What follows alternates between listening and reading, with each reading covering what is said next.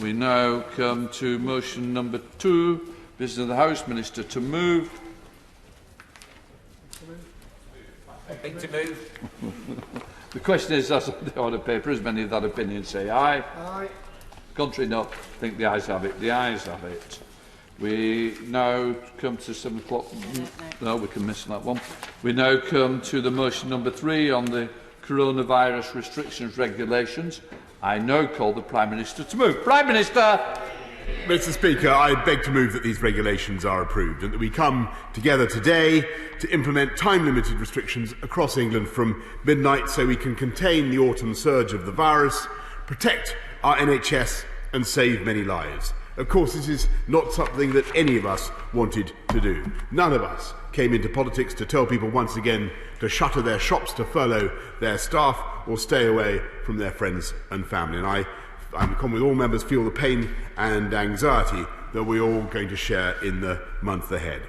But as Prime Minister, when I'm confronted with data that projects our NHS could even collapse, with deaths in the second wave potentially exceeding those of the first, and when I look at what is happening now among some of our continental friends, and I see doctors who've tested positive are being ordered, alas, to work on COVID wards, and patients airlifted to hospitals in some other countries simply to make space, I can reach only one conclusion. I'm not prepared to take the risk with the lives of the British people. And I know, Mr. Speaker, it might be tempting to think that because some progress has been made, we just need to stay the course and see through our locally led approach. And it is true that the extraordinary efforts of millions across the country, especially those in high and very high alert level areas, they have made a difference, Mr. Speaker, suppressing the reproduction rate of the virus below where it would otherwise have been. And I want to record again my thanks to the millions who've put up with local restrictions. I want to thank the local leaders who've understood the gravity of the position. But I'm sorry to say that the number of COVID patients in some hospitals is already higher than at the peak of the first wave. Even in the southwest, which has so far had lower case rates than most of the rest of the country, hospital admissions are over halfway to their first wave peak. SAGE's latest analysis, published on Friday, suggests that the R remains above 1 in every part of England, which means that the virus is continuing to grow among the population. And every day that the number is above 1, another day is another day that the number of cases will rise, locking in more hospital admissions and, alas, more fatalities, pushing the NHS ever closer to the moment when it cannot cope. And I give way to the honourable member. Prime Minister, for giving way. Prime Minister, every one of us in this House has received numerous emails and telephone contacts about the closure of church services. I understand that, and I'm just making a plea to the Prime Minister, would that be, or could that be reviewed? Because for many, many people, it's the only outing they have of the week, the only opportunity to have any contact with other people for prayer and contemplation as well. In Northern Ireland, we've been able to do that with the Mass, the face and the space, and we've done that, and the churches have been able to continue. Is it possible, Prime Minister, that could be looked at? Because I believe that people across the United Kingdom, Great Britain and Northern Ireland would appreciate that, especially England today. Thank you. Well, Mr. Speaker, I know that the honourable gentleman speaks for many people in this House in raising the concern that he does, and I feel it very, very deeply. It is an awful thing to restrict people's ability to worship in a communal way. Obviously, as he knows, what we are allowing is private worship, but for many people that will not be enough. And I think the best I can really say to him, in all reality, is that if we can get through this package of measures tonight, then I think we have a very good prospect of allowing everybody to return to communal worship in time for Christmas and other celebrations in December. Mr. Speaker, if we're going to the course we have before us is to prevent the R from going back, from remaining above 1 and to get it down, because otherwise we face a bleak and an uncertain future of steadily rising infections and admissions until, as I say, the capacity of the NHS is breached. And I know that there has been some debate about the projections from some of these models, and I'll give way on that point. On uncertainty, we've had a week of uncertainty from the Prime Minister and his Cabinet on whether the extension of furlough will apply to Scotland if Scotland chooses to go into lockdown and needs to go into lockdown beyond the 2nd of December. And that comes after the Prime Minister's government refused the request of the Scottish Government, the Welsh and the Northern Irish of the furlough support at the end of September. So can the Prime Minister finally provide us with a clear, unambiguous answer as to whether, if Scotland, Wales or Northern Ireland request 80% furlough after the 2nd of December, that will be granted? Mr. Speaker, I think the honourable gentleman is in the position of one who can't take yes for an answer. Not only will I come to that point later, but my right honourable friend, the Chancellor, will be saying more about that matter tomorrow, and he can interrogate him. But what I will say on the point of uncertainties, there has been a debate about the statistics. I know about how big the loss of life might be, or the precise point at which the NHS might be overwhelmed. But all the scientific experts that I have talked to are unanimous on one point. As the Chief Medical Officer has said, if we did not act now, the chances of the NHS being in extraordinary trouble in December will be very, very high. And be in no doubt, Mr. Speaker, what that means for our country and for our society. It means that the precious principle of care for everyone who needs it, whoever they are, whenever they need it, that principle could be shattered for the first time in our experience. It means those who are sick and suffering and in need of help could be turned away because there was no room in our hospitals, Mr. Speaker, even in East Sussex, Mr. Speaker. And I'll give way to the honourable member. Well, I thank the Prime Minister for giving way, and all of us in this place will be concerned about saving lives. What evidence has he received that we will save more lives by the lockdown that he proposes than we will lose from public health, from lack of jobs, from mental health crisis? Because that's the evidence that I seek, Prime Minister, today in order to cast my vote his way. Mr. Speaker, he raises a very important point, and that's the crux of the debate.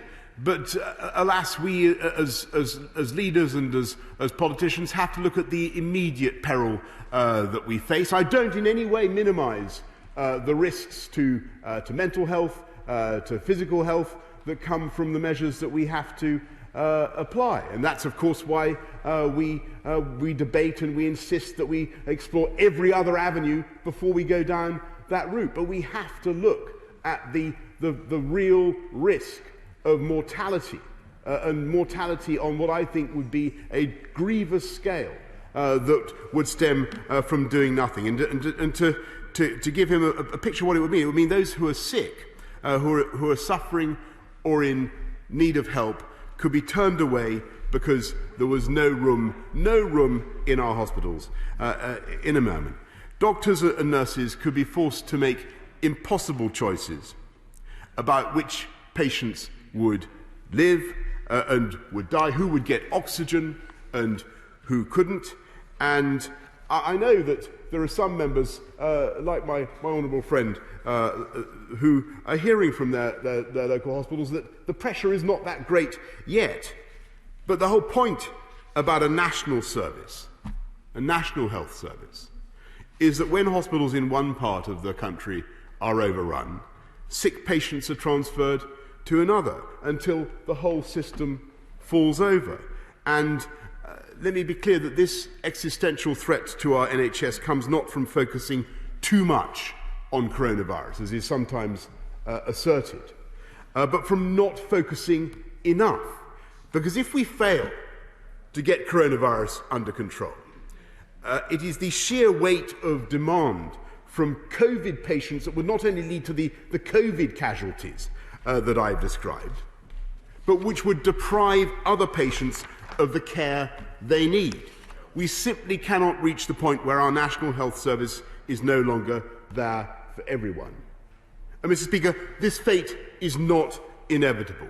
We're moving to these national measures here when the rate both of deaths and infections is lower than they were, for instance, in France when President Macron took similar steps. If we act now and act decisively, we can stem the rising waters before our defences are breached, and I'll give way to the member opposite. Extremely grateful to the Prime Minister. I accept his logic and think it is far more dangerous to do nothing than to do what he proposes. But does he accept that we need to learn some serious lessons from the first lockdown, in particular the impact on cancer patients? There was a 100,000 backlog when it came to treatment and diagnosis at one point. Cancer Research UK estimate that 35,000 people might unnecessarily lose their lives to cancer because of wrong decisions. Will he accept that whilst there are many hospitals that are, shall I say, clean sites, which is not where COVID is not being treated or is present, there's an opportunity then to use those sites to treat cancer patients, to catch up with cancer and to save those lives and not make the same mistakes as we did first time? Mr. Speaker, the right honourable gentleman is exactly right, and he's encapsulated the argument that we make. And we've talked to repeatedly, my honourable friend, the Health Secretary, and I have talked repeatedly to Simon Stevens, the NHS, and his teams about making sure that throughout this period we continue to look after cancer patients, those who need decisive care that the NHS can provide. And this approach, these regulations, I do believe, are the way that we can do that. Mr. Speaker, I know there are many in this House who are concerned about how long these measures might last, and that if people vote for these regulations today, they could suddenly find that we're trapped with these national measures for months on end. So let me level with the House. Of course, I can't say exactly where the epidemiology will be by the 2nd of December, but what I can say is that the national measures that I hope the House will vote on tonight are time limited. It is not that we choose to stop them, they legally expire. So whatever we do from the 2nd of December will require a fresh mandate and a fresh vote from this House. And as I have made clear, it is my express intent that we should return to a tiered system on a local and a regional basis according to the latest data and trends. Mr. Speaker, the whole House will share my sorrow and regret at the necessity of these measures, which I know is a perspective shared by my right honourable friend. I'm happy to give way to him. I'm very grateful to the Prime Minister, and I've listened carefully to his argument, and I've looked at the data very carefully. What I'm troubled by, when I've looked at the basis on which the modelling's been done, that both SAGE and also the NHS, is the modelling is done, it doesn't take into account the effect of the introduction of the tier system, and it doesn't take into account any of the effects of that. And I think, therefore, we've acted too soon, because we're starting now to see the tier system working. The data yesterday from Liverpool, published by Steve Rotherham, is very encouraging. I think it shows the tier system is working, but the modelling the NHS is using for its capacity usage doesn't take into account that introduction at all. Well, no, but Mr. Speaker, my right honourable friend makes a very, very important point, and he's expressing a point of view that is shared by many people that I've talked. I believe that he's wrong, and the facts don't support it. I've looked at the data, and unfortunately, what we have is hospitalisations mounting very, very steadily, and those are leading indicators, as he knows, of fatalities. 2,000 more people in COVID wards this time than there were last week. 25% more today than there were last week. And 397 deaths, alas, announced tragically yesterday, more than we've had for many months, Mr. Speaker. The curve is already unmistakable and, alas, incontestable. I give way to my honourable friend. Well, friend, for giving way. In the last 2 weeks, we've gone from seeing cases mainly among young people to being mainly among older people. We're seeing it going from a problem in a few cities to a problem across the country. Does a Brightwell friend agree with me that you don't need a fancy model to see the numbers piling up in hospital, to see what's happened in France because they haven't taken action as quickly as we have, and to know that the thing to do is to take action now to not just save lives but to save the economy as well? Well, the economic dimension of what we're doing is absolutely right, and the argument, as he rightly says, works both ways. But I know how difficult it is, particularly for businesses who'd just got back on their feet, Mr. Speaker, who've done their level best to make themselves COVID secure, installing hand-washing stations, plexiglass screens, one-way systems, and as the Chancellor has set out, we will do whatever it takes to support them. We protected almost 10 million jobs with furlough, and we're now extending this scheme throughout November. We've already paid out £13 billion to help support the self-employed, and we're now doubling our support from 40 to 80% of trading profits for the self-employed for this month. We're providing cash grants of up to £3,000 per month for businesses who are closed, worth out over £1 billion a month and benefiting over 600,000 business premises. We're giving funding of £1.1 billion to local authorities in England, further to support businesses and their local economy in the winter months. And I give way with pleasure to the gentleman opposite. The Prime Minister for giving way. He accused us of not being able to take yes for an answer on differentiated furlough for the other nations of the UK earlier. The problem, Prime Minister, is we've not heard a clear, unequivocal yes to the question. So can he sort that now? If Scotland, Wales or Northern Ireland needs to introduce lockdown measures at different times to England, will the Chancellor be there to support us with furlough? Yes or no? Mr. Speaker, I really think yes. I really think I don't know how to exhaust my affirmative vocabulary any further. But they won't take yes for an answer, Mr. Speaker. All of this comes on top, as the honourable gentleman knows, with great respect, Mr. Speaker. I think I've answered the question that I think that my friends opposite are going to pose. It comes on top of the more than 200 billion we provided since March, and we will also ensure that throughout this period our schools stay open. We will not allow this virus to do any further damage to the future of our children. I said in the summer we had a moral duty to reopen our schools as soon as it was safe to do so, and that they would be the last element, the schools would be the last element of our society to close down again. We have stuck to that pledge, Mr. Speaker. Our schools will remain open, as will colleges, universities, childcare and early years settings. Mr. Speaker, the measures before the House are designed to arrest the virus, to drive it down and get on top of it once and for all. And if we are able to test on a big enough scale to identify the people who are infected, often without symptoms, and who unwittingly, asymptomatically, pass the virus to others, then those people will be helped immediately, this is the key thing, immediately to self-isolate and to break the chains of transmission, reducing the spread of the virus, reducing the numbers of people in hospital and the numbers of people dying. And I think that if we all play our part in this system, it could be a hugely valuable weapon in our fight against COVID in the short, medium and the long term, and an alternative to the blanket restrictions that have been imposed in so many parts of the world. We're piloting this week a mass test in Liverpool, where an immense effort benefiting from the logistical skill of the armed services will offer everyone a test, and our aim is to make mass and repeated testing available for everyone across the country. Thanks to the pioneering work of British scientists, we already have a life-saving treatment for COVID and the genuine possibility of a safe and effective vaccine next year. Taken together, these achievements provide every reason for confidence that our country can and will pull through this crisis, and that our ingenuity will prove equal to the challenge. No, I won't. Thank you very much.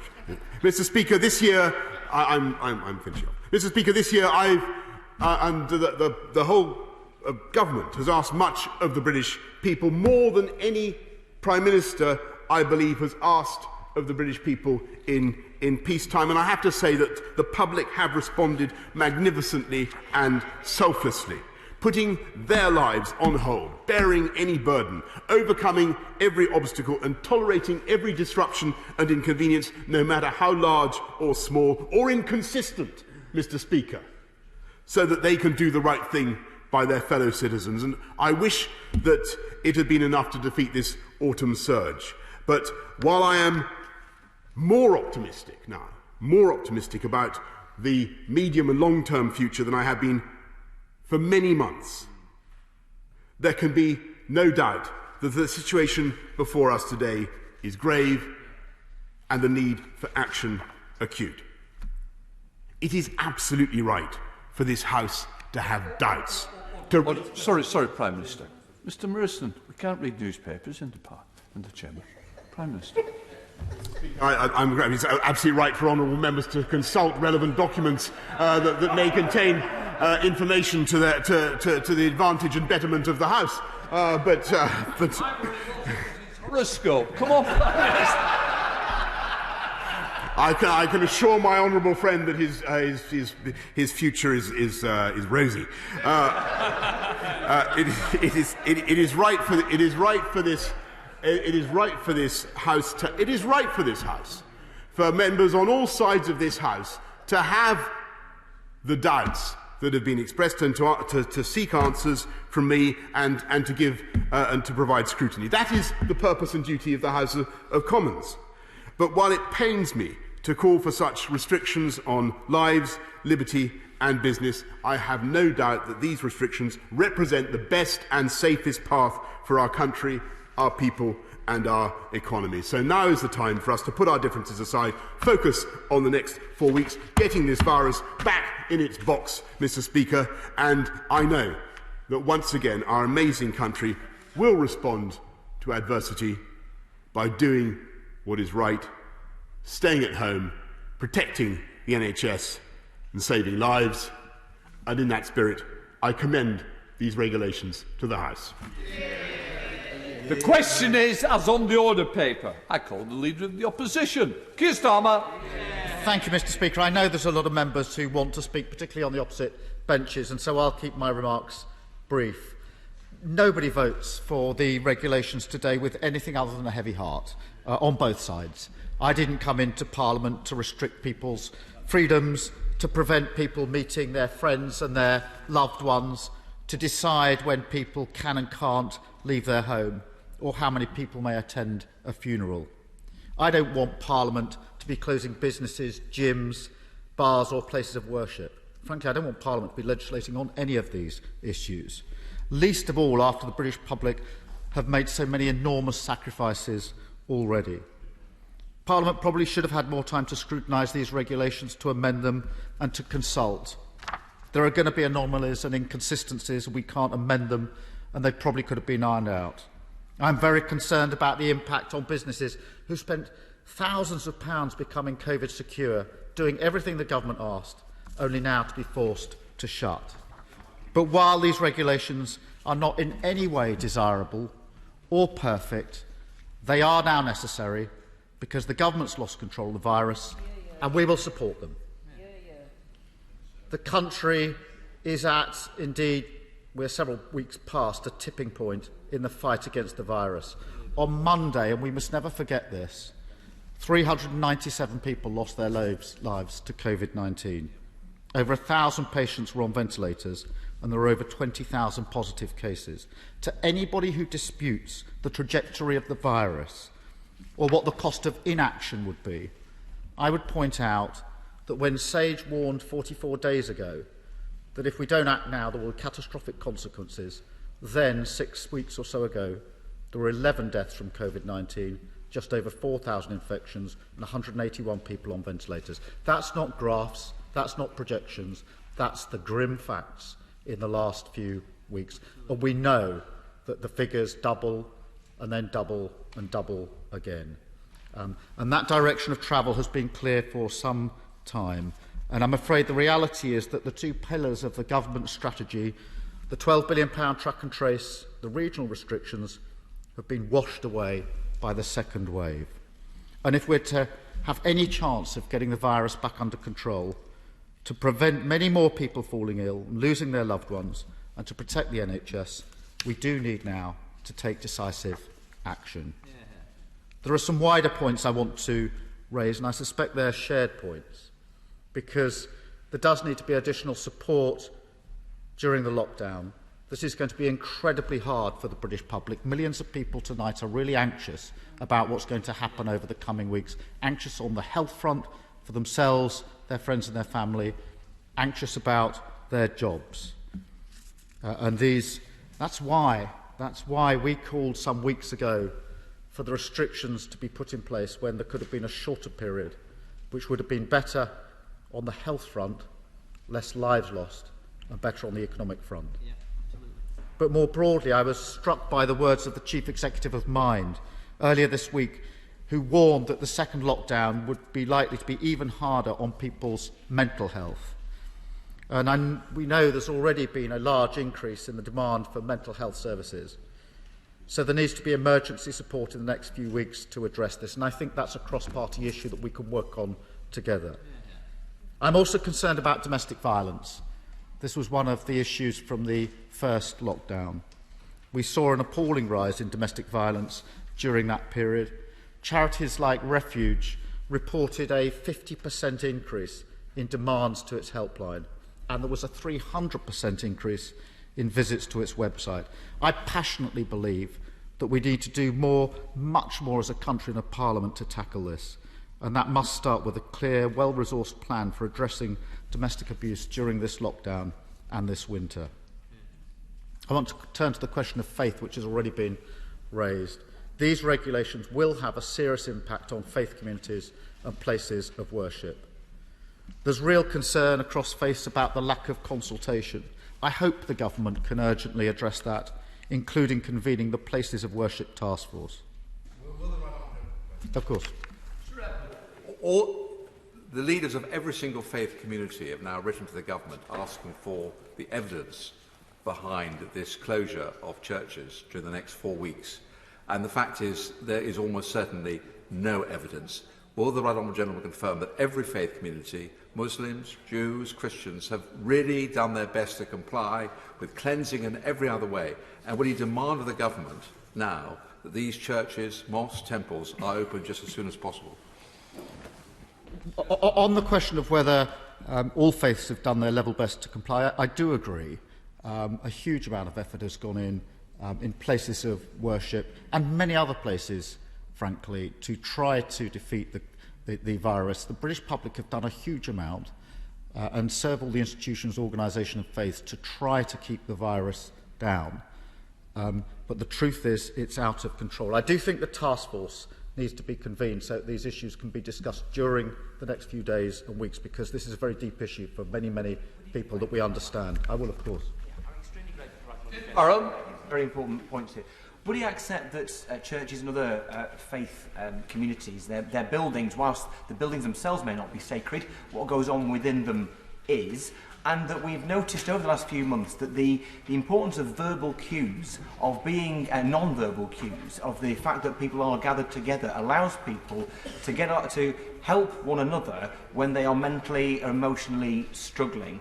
And so the closure of these places, whilst I understand the logic, is potentially hugely damaging to people's mental health and well-being. So would he agree that this needs to be reviewed at the soonest possible opportunity?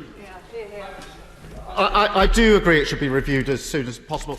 I think that's probably a shared sentiment across the House. Nobody wants these measures to be put in place. It's a bit like the care homes issue that I raised earlier on. We all know the risk to care homes from the first phase of the pandemic, and we all know the toll that the next few weeks is going to take, not only on those in care homes, but to the families that are desperate to visit those in care homes, which is why I think on a cross-party basis it may be possible to find a way to have safe visits during the next few weeks. These are very difficult questions. Mr. Speaker, can I also turn to the question of homelessness, which is already a moral emergency in this country? And the lockdown now comes as the weather has turned, the winter is setting in, and sleeping rough is more dangerous than ever. So it's vital that the government restarts the Everybody In programme and reintroduces the evictions ban so that we don't see a further spike in homelessness. That now needs to be done urgently. More broadly than that, the Prime Minister needs to show that he's got a plan beyond the 2nd of December to control the virus and rebuild the economy, and a clear strategy to make sure that we never, ever get into this situation again.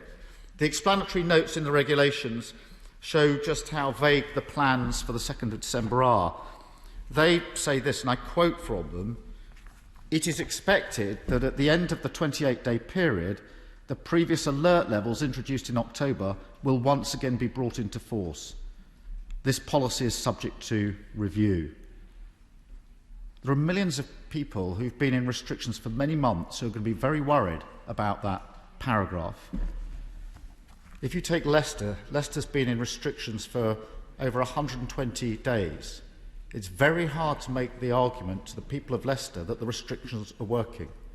It's very hard to make the argument to the people of Greater Manchester, who were in the equivalent of Tier 2 restrictions for 6 weeks, that the tiered system is working. Because the public's experience of the tiered system is that if you're in Tier 1 or the equivalent, you end up in Tier 2.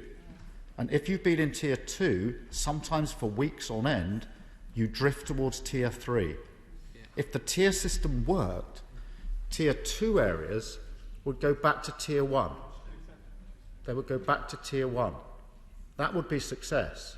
But actually, the vast majority of them, if not all of them, have gone up to Tier 3. So the idea, and the Prime Minister sometimes says a party political issue, it isn't. If the idea at the end of the exercise on the 2nd of December is to go back to the system we're leaving tonight, when that system, certainly in Tier 1 and 2, simply isn't working, is very hard for the public, because they know that's not going to keep them safe. They know that puts further health and economic issues in issue, and they know that means that Christmas isn't going to be what it could be. I will, of course. It's talking about my constituency. I would gently point out to him that during the period of the most restrictions in Leicester, the number of cases did come down from 160 to 25 per 100,000. So actually, when you do have tough controls of the kind that we're about to vote to bring in today, it does work. Just to help people, we've got a few that's now intervened a couple of times. You would understand that we do want to get everybody in. If you go down the list, you will appreciate it, I'm sure. Sir Keir Starmer. Thank you, Mr Speaker. I've looked at the Leicester figures on a frequent basis. They do go up and down, but Leicester's never come out of the restrictions. It's a point I've been making. It isn't a party political point. The point is, if you're in restrictions and you don't come out, then the restrictions aren't working.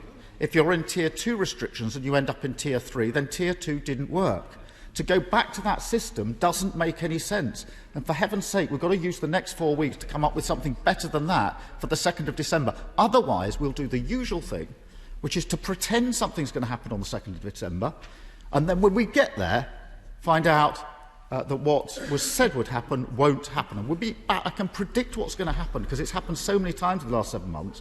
The Prime Minister says X won't happen, X will happen. It does happen, and we start all over again. And it's not fair to the British public to pretend that that's what's going to happen on the 2nd of December. I will give way. Honourable Gentleman, is he not confounding his own logic? Because he spent the past several days berating the government for not introducing a circuit breaker, but at no time did I hear him explain how we were going to leave the circuit break, which it seems to me was the half-term holiday simply rebadged.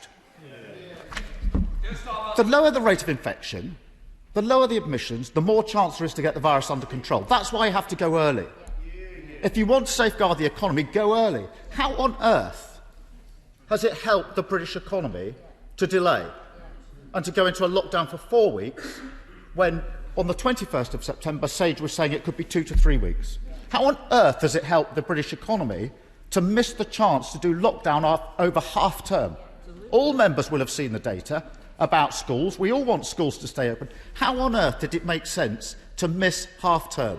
Most schools would happily have said, we'll go up early, the Thursday before half-term, and we'll use Monday, Tuesday and an inset day. You could have probably got the best part of 2 weeks of schools being closed naturally because of half-term and had the lockdown over then. And I don't think there can be anybody in this House who doesn't think that would have been a better period for a circuit break, lockdown, call it what you like. It has not helped the economy to waste 3 weeks. Only then, if at the end of that 3 weeks the Prime Minister can say, well, there we are, the tiered system's now working, I'm going to stick with it, that would be one thing. But the Prime Minister is now saying, I'm going to do the lockdown. That's failure. That's failure. And the next 4 weeks cannot be wasted. Cannot be wasted. We have got to fix, test, trace and isolate. The last figures show that in just 1 week, 113,000 contacts were missed by the system. 4 in 10 people who should be contacted are not being contacted under the system. If you're not contacted, you cannot isolate. That's 113,000. It's not just a number. That's 113,000 people walking around our communities when they should have been self-isolating. Hands up if you think that's helped to control the virus. We've been on about the track, trace and isolate system for months. The promises come by the wheelbarrow, the delivery never. Only 20% of people who should be isolating are doing it. Something is going wrong. Just continually pushing away challenge, pretending the problem doesn't exist, is a huge part of the problem. And those figures have got to turn around, and they've got to turn around in the next 4 weeks, because if we get to the 2nd of December and those problems are still in the system, we will be going around this circuit for many, many months to come. If this isn't fixed in the next 4 weeks, there are massive problems. The government's also got to stop sending constant mixed messages. Go back to work. Even if you can work from home, civil servants, get to work. Only a week later to say, stay at home. The constant changing of the economic plans is creating even more uncertainty. There have been huge mistakes made in recent weeks during this pandemic.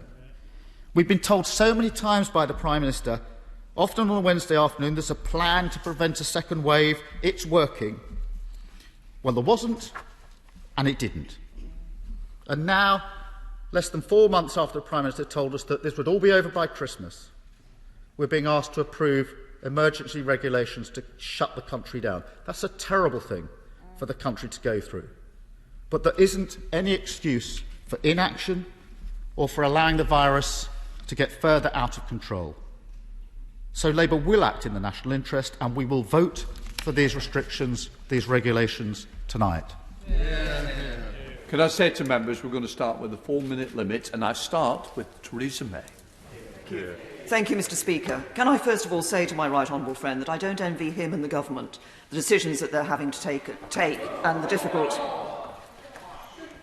position that they find themselves in. This pandemic has challenged governments across the world, and ministers have been under relentless pressure in dealing with this issue. But just as ministers are making tough decisions, so are Parliament. And Parliament will make better decisions if it is fully and properly informed. I want to comment on the circuit breaker idea, because I looked at the SAGE paper of the 21st of September, and what was absolutely clear was this was not a 2 to 3 week circuit breaker, full stop, end of story. It would have had to have been repeated, possibly again and again and again, and I doubt if any economy could have borne the irreparable damage that would have done, with the impact on lives that would have had, which would have been significant. Of course, the government introduced the tiered approach, and I would echo the comments made by my right honourable friend, the member for the Forest of Dean, that one of the issues with the tiered approach is that we haven't had a proper analysis of how that has, the impact that has had. The evidence is, from Liverpool, that cases are falling. I raised this in a briefing the other day and was told that was because fewer students were coming forward to be tested. But when you look at the figures, actually the number of cases is falling across the age ranges. Yes. We need to have that proper assessment of how that tier system is working. But there are other examples of where figures have been used in a way that I think has been unhelpful to Parliament and to the public. Let me take the 4,000 figure. It appears that the decision to go towards this lockdown was partly, mainly, to some extent, based on the prediction of 4,000 deaths a day. Yet if you look at the trajectory shown in that graph that went to 4,000 deaths a day, we would have reached 1,000 deaths a day by the end of October. Now, the average in the last week of October was 259 by my calculation. Each of those deaths is a sadness, and our thoughts are with the families. But it is not 1,000 deaths a day. So the prediction was wrong before it was even used. And this leads to a problem for the government, because for many people, it looks as if the figures are chosen to support the policy rather than the policy being based on the figures. So we need these proper analyses. I say that to my right honourable friend. We need to know the details behind these models. We need to be able to assess the validity of those models. But there's one set of data that has not been available throughout, and that is a lack of data about the costs of the decisions that are being taken. Costs for non-COVID treatment in NHS, non-COVID deaths, domestic abuse, mental health, possibly more suicides, and of course costs to the economy. Jobs lost, livelihoods shattered, businesses failing, whole sectors damaged. What sort of airline industry are we going to have coming out of this? What sort of hospitality sector? How many small independent shops will be left? The government must have made this analysis, they must have made this assessment. Let us see it and make our own judgments. I just want to make one word about public worship and echo the concerns of others. My concern is that the government today, making it illegal to conduct an act of public worship for the best of intentions, sets a precedent that could be misused for a government in the future with the worst of intentions. And it has unintended consequences. The COVID-secure remembrance service in Worcester Cathedral is now going to be turned into a pre-recorded online service. Surely those men and women who gave down their lives for our freedom deserve better than this. The public and Parliament want to support the government to take the right decisions. To do that, we need to have the right figures, the right data and the proper information. We have now the SNP spokesperson, Patrick Brady.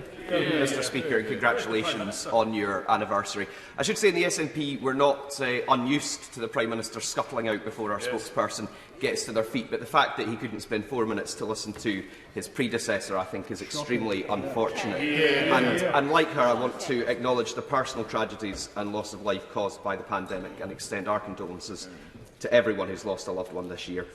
And I want to be as brief as I can because none of us want to deny the 48 Tory backbenchers who are lined up on the call list to make their views known to their own government. And perhaps even more, incidentally, would be taking part if the government was allowing members to continue to contribute virtually in this chamber. Asking members to travel to the public, asking members to travel hundreds of miles to Westminster while the public are being asked for home is increasingly untenable, and it puts too many staff at this House at risk. And perhaps it suits the government not to hear from its own backbenchers who are in high-risk categories, constituencies or households. And in any event, Mr Speaker, if the evil standing orders hadn't been suspended during the pandemic, this motion would be subject to the double majority procedure, which would have the effect of negating any votes cast by MPs from Scotland. So I can confirm that the SNP won't be taking part in any division that arises on this motion, and that probably gives the government some comfort in the lobbies. And that's because the development and implementation of public health policy is devolved across the United Kingdom, and it's right that the relevant legislatures make decisions for their areas and do not interfere in the decisions of others. But the Tory government's continued delays and obfuscation on the provision of economic support, especially for job retention and furlough, has effectively interfered with the ability of the devolved administrations to make the decisions that they might have wanted to. So even if we're not voting on the motion before us this evening, we have to use this opportunity to press the government yet again, because the obfuscation is continuing, even at Prime Minister's questions, even in the responses of the Prime Minister to my honourable friends who intervened on him. On Monday, to members across the House from Scotland, Wales and Northern Ireland, the Prime Minister kept saying that furlough was UK-wide. Then, conveniently, in response to the honourable member for Murray, he said, of course, furlough would be available whenever the devolved administrations need it. And then today, at Prime Minister's questions, he said, well, we have to wait for the Chancellor to make a statement tomorrow. And he repeatedly says, oh, the SNP won't take yes for an answer. We'll take yes for an answer when it's put in writing to the Scottish Government and it's clear and unambiguous. This Tory Government has to urgently engage with the devolved administrations in Scotland, Wales and Northern Ireland and confirm that if any of these governments move all or part of their territories into lockdown-level restrictions with the closure of non-essential retail, hospitality and leisure, that funding will be available on the current furlough terms for employers to retain staff at 80% of their wages. The Scottish Government is also still waiting for clarity on Barnett consequentials as a result of increased spending for English local government. And there is still no clarity on whether the unlimited payments for business support in England will be made available on a similar demand-led basis for Scotland. So this has to come in writing on usual channel terms from the Chancellor before he gets up and makes a statement in the House tomorrow. As I said to the Prime Minister in the Chamber on Monday, his furlough scheme is in place across the UK until December of this year. The equivalent scheme in Germany is in place until December 2021. That is the kind of certainty that employers and employees alike are crying out for. That is the kind of certainty that businesses need to plan for and adapt to a health and economic crisis that will not go away anytime soon. Which is why the Government has to use this time wisely and well. It must use the period of heavier restrictions to work with the devolved administrations to improve test and trace across the United Kingdom, to make sure that capacity and support gets to where it is needed in the 4 health services, and it has to put in place provision to support businesses and the economy in a way that will provide certainty for however long the crisis lasts. Mr Speaker, I want to acknowledge, as the First Minister of Scotland has repeatedly done, that lockdown is tough. There are hard times behind us and there are hard times ahead, and all of us in the SNP want to say thank you. Thank you to our amazing NHS and social care workers, to others on the front line. Thank you to the business owners that are being forced to close, to their employers, their employees, who are making huge sacrifices, to the excluded, who've had no support whatsoever from this government and are still holding their heads high. The rules that are being enforced in England today and the restrictions that are in place elsewhere in the UK are difficult, but they are necessary. They help us to protect ourselves, they undoubtedly help us to protect our loved ones and those around us, and they help wider communities. They definitely help to protect our NHS, and ultimately they help to save lives. So we thank everyone making sacrifices to follow these restrictions, and together we will get through this. Nice one. Mr Speaker, can I say that I agree with what the Honourable Member for Glasgow North was saying in giving thanks and in recognising the sacrifice that many have made in their lives, in their work and in their relationships. Where the Leader of the Opposition and the Prime Minister agree on these regulations, I shall agree as well. Were it possible to put down amendments, I would have done.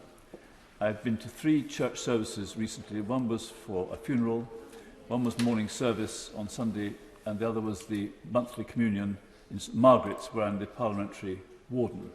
All of those were COVID safe. I believe that if we have to come back to this again, government ought to be able to find a way with the faith leaders, the Jews, the Muslims, the Christians and other faith groups, as to how they can provide at least a body of people together with the celebrant, and others may then participate remotely. If I can also say that for 34 years, Pamela Carrington, who's looked after successive rectors of St Margaret's, Westminster, is retiring.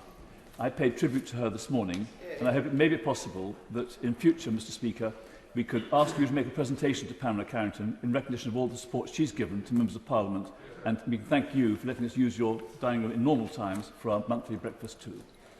For these regulations, there's a provision for the centenary of the Tomb of the Unknown Warrior in Westminster Abbey. I'm glad that's been built in, and that was thoughtful. And perhaps as a result of the work of Coxswain Ian Mackenzie in my constituency, who raised the question of the Submariners Association Memorial on the embankment, that the provision for remembrance attendance appropriately and safely is in these regulations. I give support to that. I want to come to the points where I believe we've not got it right. I do believe that 2 people playing tennis separated by a net can do so safely, and safely as they can if they went for a walk. I think the golf restrictions are unnecessary. There's obviously a responsibility on the club or the provision of the premises, but I think that should be possible. If I can go for a walk with a dog, or be taken for a walk with a cat, or fly after my parrot, I haven't got any of those, I think I ought to be able to go around with golf clubs as well. And there are interesting questions as to whether swimming, as long as you don't have infection risks in changing rooms, can be safe. In fact, basically, all these separated sports, I think, should be allowed. The more intimate ones, like wrestling, I can see the problem with, and other recreations of that kind. But I believe that we ought to be able to make provision for people to get exercise, doing the kinds of things that they... I give way. A wrestler? Wrestling, but on physical activity, I'm very grateful for giving way. I've just heard from councillors in my constituency that under the restrictions, a skate park for young people has got to be closed. How can this be sensible when young people need something to do, when actually it'll just end up being damaged while it's closed, while they're trying to break into it? They can socially distance and have physical activity, which is also good for their mental health. I hope that the Secretary of State for Health will pass that on to relevant people and see if they can make provision and give guidance. Obviously, there are going to be boundary problems. Going from one side of saying yes to one side saying no ought to have a space in between where, under conditions, it's possible. We all have to accept responsibility for contributing to the reduced social contact, the reduced chance of risk. But I think that if we do those things, we can learn from what we've done in the past, and we can do it better in the future. And I hope that this, in effect, month of restrictions has the effect that we all want it to achieve. I want to finish by saying that we aren't just looking at these regulations. And incidentally, I still criticise the government for using the COVID provisions to bring forward the regulation to put extra stories on leaseholders' blocks of flats. I think that was improper, it wasn't necessary, and it shouldn't have happened. I return to the last point, which the Chancellor and others will be dealing with, which is what is the compensation going to be to those who are affected, who aren't getting support? The people in the events industry, whether in music or exhibitions or the like, the people in the freelance sector, which has been a growing part of our economy for the last 20 years, who seem to be hung out to dry. And for those who have started new businesses, because we know that 4 out of 5 new businesses don't last, those who have started new businesses in the last year or so seem to be excluded. I believe we have a duty to do more for those people. The excluded should be included. Graham Stringer. Thank you, Madam Deputy Speaker. I will not be supporting the government in these regulations in the lobby later on this afternoon for 2 reasons. Well, there are 2 reasons for a lockdown. One is to save lives, and the other one is to buy time to improve the situation. I don't believe that when one looks at the details that the government have either provided the information necessary to vote on those issues, or secondly, one can have any faith that they will improve the situation as we have it at the present time. My right honourable friend, the Leader of the Opposition, gave a devastating case of the incompetence of the government over this period.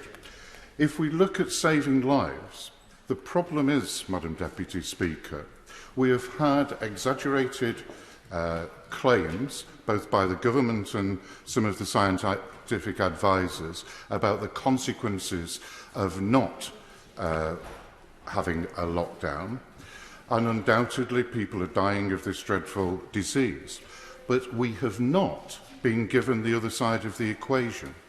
We have not been told how many people will die of cancer and various other treatments. We've not been told how many people are likely to commit suicide. In order for us to take a decision in the round, we need both of those figures. We need the figures for the economic catastrophe that is happening in my constituency and other parts of the country because of the lockdown and the long-term consequences on jobs for the people that we all represent.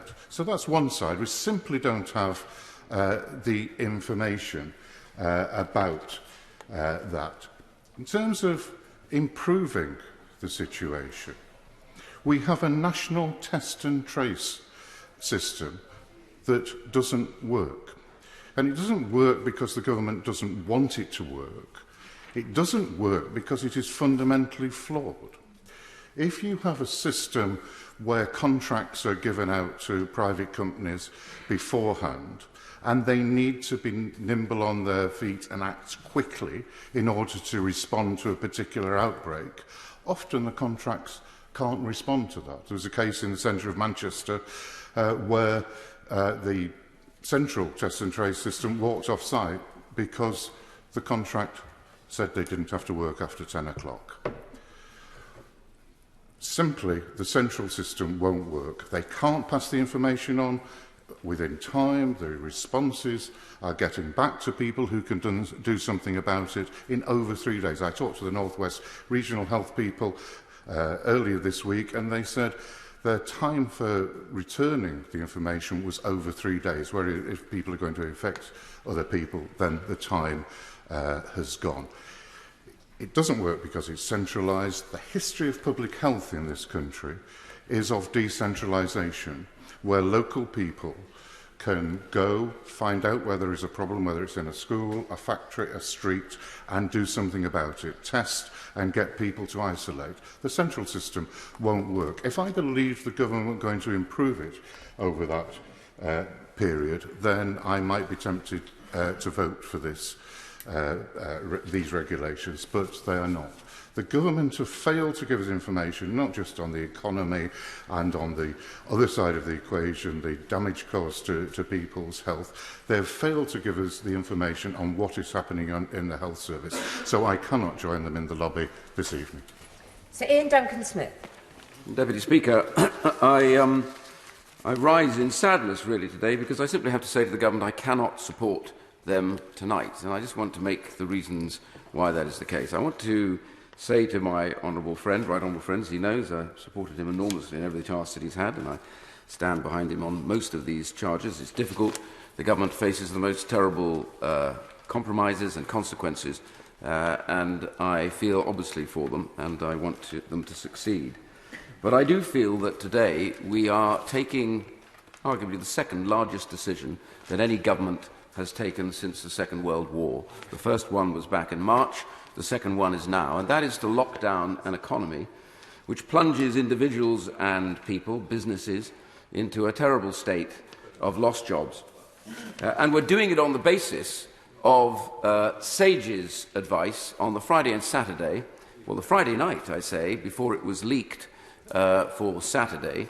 I want to say I thought the leak is appalling.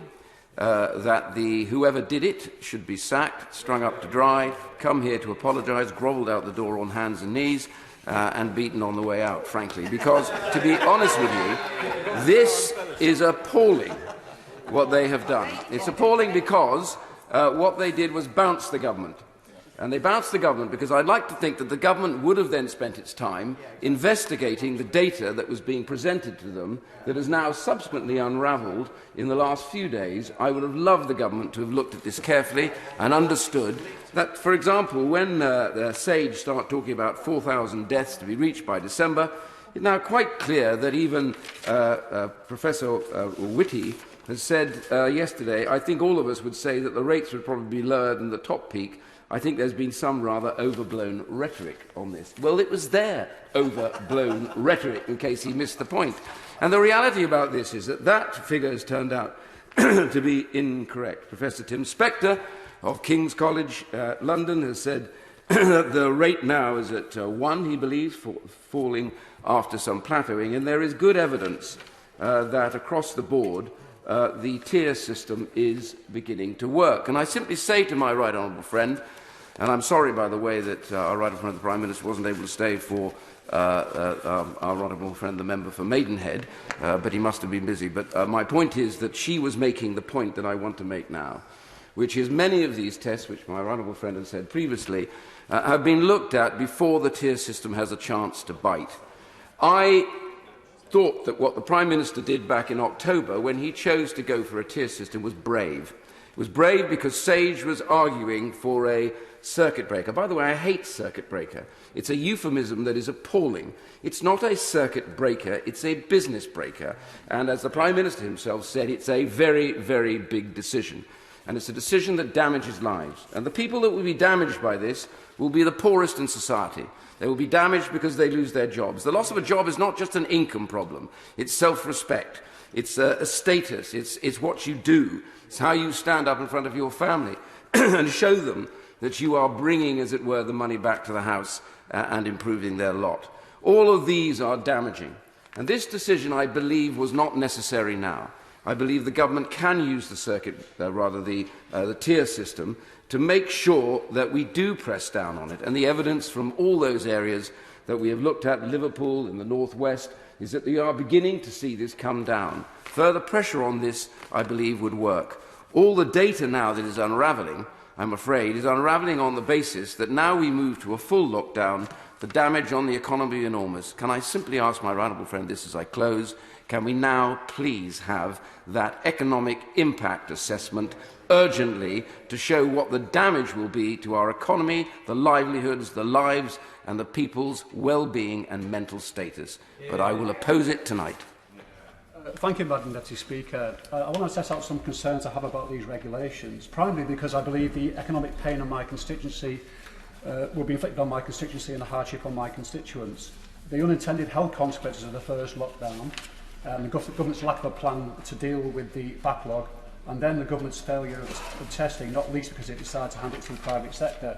And I have to remind the House, Madam Deputy Speaker, of the Prime Minister's quote in his response to my right honourable friend, the member for Holborn and St Pancras, when he said on the 20th of May, we will have a test, track and trace operation that will be world beating, and yes, it will be in place by the 1st of June. The government has introduced 4 changes to the local restrictions for September before the tiered restrictions were introduced and passed in this House on the 13th of September. And don't forget, they were supposed to be reviewed next week on the 11th of November. It did not allow enough time to assess if they were working. It appears they might have been, because we've seen a notable improvements in the rate of infection in Merseyside and Halton. I spoke to my hospitals on a regular basis, and I know they're under a great deal of pressure, and I know what a fantastic job everybody who works there is doing. And I continue to keep an eye on that. The government sets out in its regulations, in the section on vulnerable persons and disability, that the vulnerable people will be any person aged 70 or older, or any person aged under 70 who has underlying health conditions. So if the government believes rightly that it's important to list the meaning of a vulnerable person, but does not set out how it will specifically protect this group, this is quite shocking. Given the group of people make up a significant proportion of patients admitted to hospital with COVID, and this vulnerable group must be better protected to save lives and ease some pressure on our hospitals. They tell me that they simply cannot afford to live on £95.85 a week and are having to choose between putting their health at risk from COVID or their health at risk from not being able to afford to get the things they need. They are frightened and going to work. This government should be focusing on everything possible on this clinically vulnerable group. Instead of sensibly shielding our most vulnerable, why are the government closing businesses that there is no evidence to support are responsible for the spread of COVID? There is no reliable evidence for closure of gyms, stopping golf and tennis, for example. There is no evidence that are responsible for spreading COVID. In coming to its decision, the government does not appear to take into account how many organisations and businesses have invested large amounts of money to become COVID safer. But that was, of course, not the case prior to the first lockdown. And where is the evidence that churches are a significant lift? Constituents tell me going to Mass better helps them. There is no evidence. And we see today in the press reported the ONS figures showing so many more people getting paid below the minimum wage. Many are younger people, low-paid people in the hospitality and service industry. Now, the government, I wrote to the Secretary of State for Health 3 times from April this year to ask him to put Halton forward as an ideal place for mass testing. My requests have been ignored. He now talks about Liverpool. We now know Liverpool is being chosen to be a mass testing area. But although the city region, we are included as that in terms of Tier 3 restrictions, we've not been included in the testing. And I asked the Secretary to state why Halton is not being included in the mass testing. Now, there are plenty of people on the waiting lists, Madam Deputy Speaker, who have missed by quite considerable time the 18 weeks target. And that ranges from that range of conditions, when it's cancer and coronary disease, or whether it's gynecology. There are significant numbers of my constituents who have not been seen or been treated in time. And this may mean that some people who have treatable conditions may not be treatable in the future. There is real suffering going on in my constituency, and of course the effect on mental health. I cannot support these regulations as they stand, Madam Deputy Speaker. Dr. Andrew Morrison. Thank you, Madam Deputy Speaker. And can I start by apologising for reading a newspaper during the Prime Minister's contribution. He's quite right. However, I wasn't, in my defence, reading my horoscope, even if the Prime Minister very kindly did. I wonder, though, in mitigation, whether I could bring to your attention the headline that I was reading in the Metro this morning, which says vaccine on the front line in a month. And just imagine my excitement at reading that. I hope the Metro is correct, but I would gently point out to the front bench that in the event that it is not correct, in the event that we don't get a game changer soon, we are seriously going to have to think about a plan B. And in the few minutes available to me, Madam Deputy Speaker, I shall explain why I think that is the case. Irrespective of the Prime Minister's kind remarks about my future career prospects, I will be supporting the government this evening. I can't think of a single issue since 2003 that has occupied me quite as much as this, and I have agonised over my choice. I'm going to support the government really because it hinges on one thing for me, and that is that schools are remaining open, something I've discussed with the Secretary of State. In the light of evidence produced by Ackland et al. In Edinburgh, it seems to me it would be foolhardy to close down schools based around deaths to do with COVID, but also the consequentials of such an extraordinary move. It's the right decision to keep them open. It's the right decision to prioritise schools, and it is for that reason that I will be supporting the government this evening. I will also be supporting the government this evening because it seems to me that, broadly speaking, it's doing the same thing that other jurisdictions are doing, and there's safety in numbers. I'll be supporting the government this evening too because of the wide margin of uncertainty that attends all of this, and a sense, if I may say so, of some humility in trying to examine all this complicated material and making sense of it. And finally, I should be supporting the government, if I may say so, because I know the Prime Minister, because he shares many of the libertarian instincts that I hold, has pushed back as much as he can on some of the advice that has been given to him. I find that convincing, and that, if I was in any doubt, having analysed the data over the weekend, I would say has pushed me over the line in the decision I have made. But I'm concerned about clarity of data. I'm concerned about the logistics change for the vaccine that the Metro hopes very much will be with us within a month. And the Secretary of State knows I'm concerned because I have some granular evidence from my own constituency that, in fact, those organisations that can provide the wherewithal to guarantee that cold chain necessary for the distribution of the vaccine has not yet been tapped into. And I cite particularly the company Polar in my constituency in that respect, which is a leader in this particular technology and has yet to be contacted.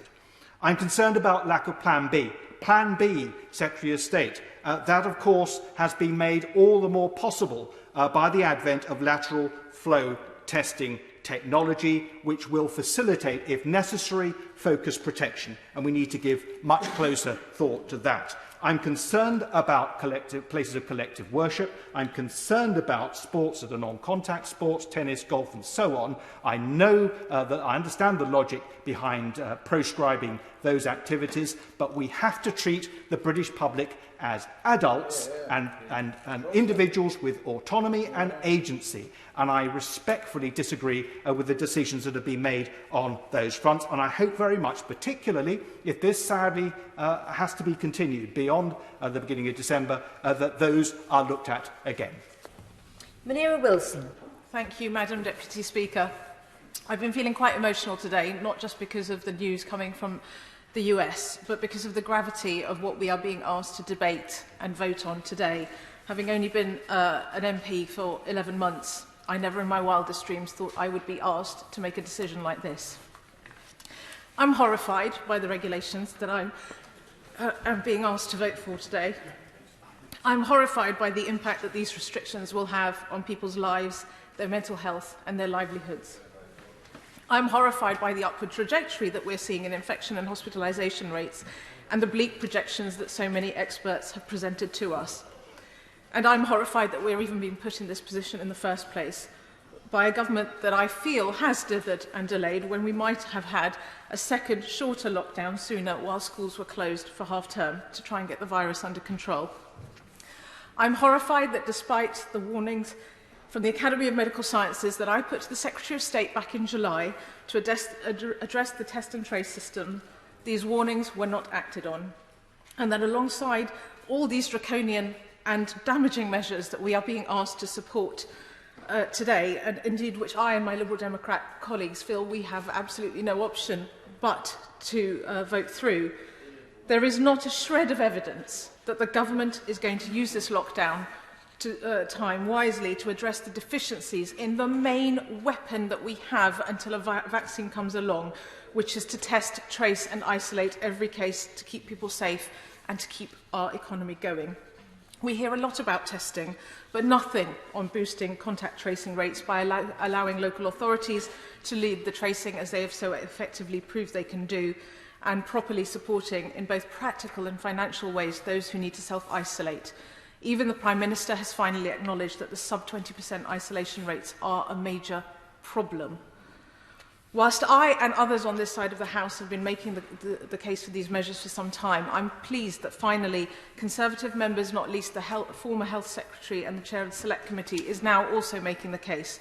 So I say to the Secretary of State, if he will not listen to me and those on this side of the House, please listen to him, and for the sake of our country, for people's lives, their well-being and their jobs, please listen and act wisely during these next 4 weeks. There is no shame in changing course and learning from other countries. Finally, on evidence and data, I and my Liberal Democrat colleagues have said repeatedly since the start of the pandemic that sharing the data, the evidence and the government's workings are essential to public trust and compliance when such draconian measures are being put in place. And so I wholeheartedly endorse the comments by the former Prime Minister.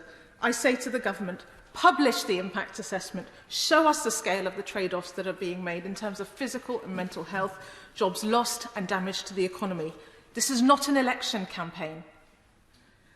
Both sides of the argument must be shared openly and the evidence shared transparently so that members here, and most importantly the public, can look at the evidence and trust that we are collectively doing the right thing in the nation's interests. And in the few seconds left available to me, I would just also add my support to comments that have been made on both sides of the House about looking again at the regulations around collective acts of worship, publishing the evidence to show whether they are actually a source of infections and outbreaks, and on looking at the non-contact sports, particularly for adults, but also outdoor activities for children and young people. This is critical to people's mental health and their physical well-being. Mary Robinson. Thank you, Madam Deputy Speaker. For months now, for weeks and months, businesses across Greater Manchester and our communities have been subject to restrictions in order to reduce the rate of transmission of coronavirus and enable us to once more get to the position where we can live our lives normally. Towns and cities across the north have been particularly hard hit, and so we must deal with this virus and aim to be in a position at the end of the year where people can spend time with their loved ones again and businesses can have certainty for the future. The effect of the restrictions so far have been hugely difficult for businesses and caused immense strain. But many have been innovative, like Ryan in Cheadle, who transformed his cafe into a greengrocer's to meet local demand. And they've also been willing to start up. This shows how businesses really want to get going, like Inventory in Cheadle-Hulme, a new bar already with rave reviews. And with government assistance, they have kept going, but they are truly worried about the effect that a further month-long lockdown will cause them. However, you will have heard, I know the government has heard the urgings of businesses and people who work in the leisure and hospitality sector and the support that is needed to keep them open. And I welcome the financial measures announced and applaud the measures that these businesses have taken to minimise transmission and operate in a secure, COVID-secure way. However, this is a debate where we're called to balance our economy and our communities and the lives of our constituents. And I believe it will be hard, therefore, for anyone to claim to be unequivocally right in their view or decision. Back in March, we spoke of the pressure on the NHS as the virus raged throughout the continent and reached a critical point here. The NHS remains at the forefront of my mind, as does the health, the lives of my constituents in Cheadle. My local hospital, Stepping Hill, is not yet receiving the numbers of COVID patients in comparison to the peak earlier this year, but it is close. At the height of the first wave, there were 130 coronavirus patients admitted. It's now just 7 less than that, at 123. This week, North West Ambulance Service declared a major incident, with ambulances waiting hours outside the hospital, sick people needing to be admitted. Madam Deputy Speaker, a 4-hour wait for an ambulance at a hospital door means that the ambulance crew and paramedics caring for and treating those patients have to work hard. And whilst the ambulance is idle at the hospital, people have to wait for them to attend at home, sometimes having suffered heart attacks and stroke. So hospital pressure always has a knock-on effect, either through ambulance delays or cancelled operations.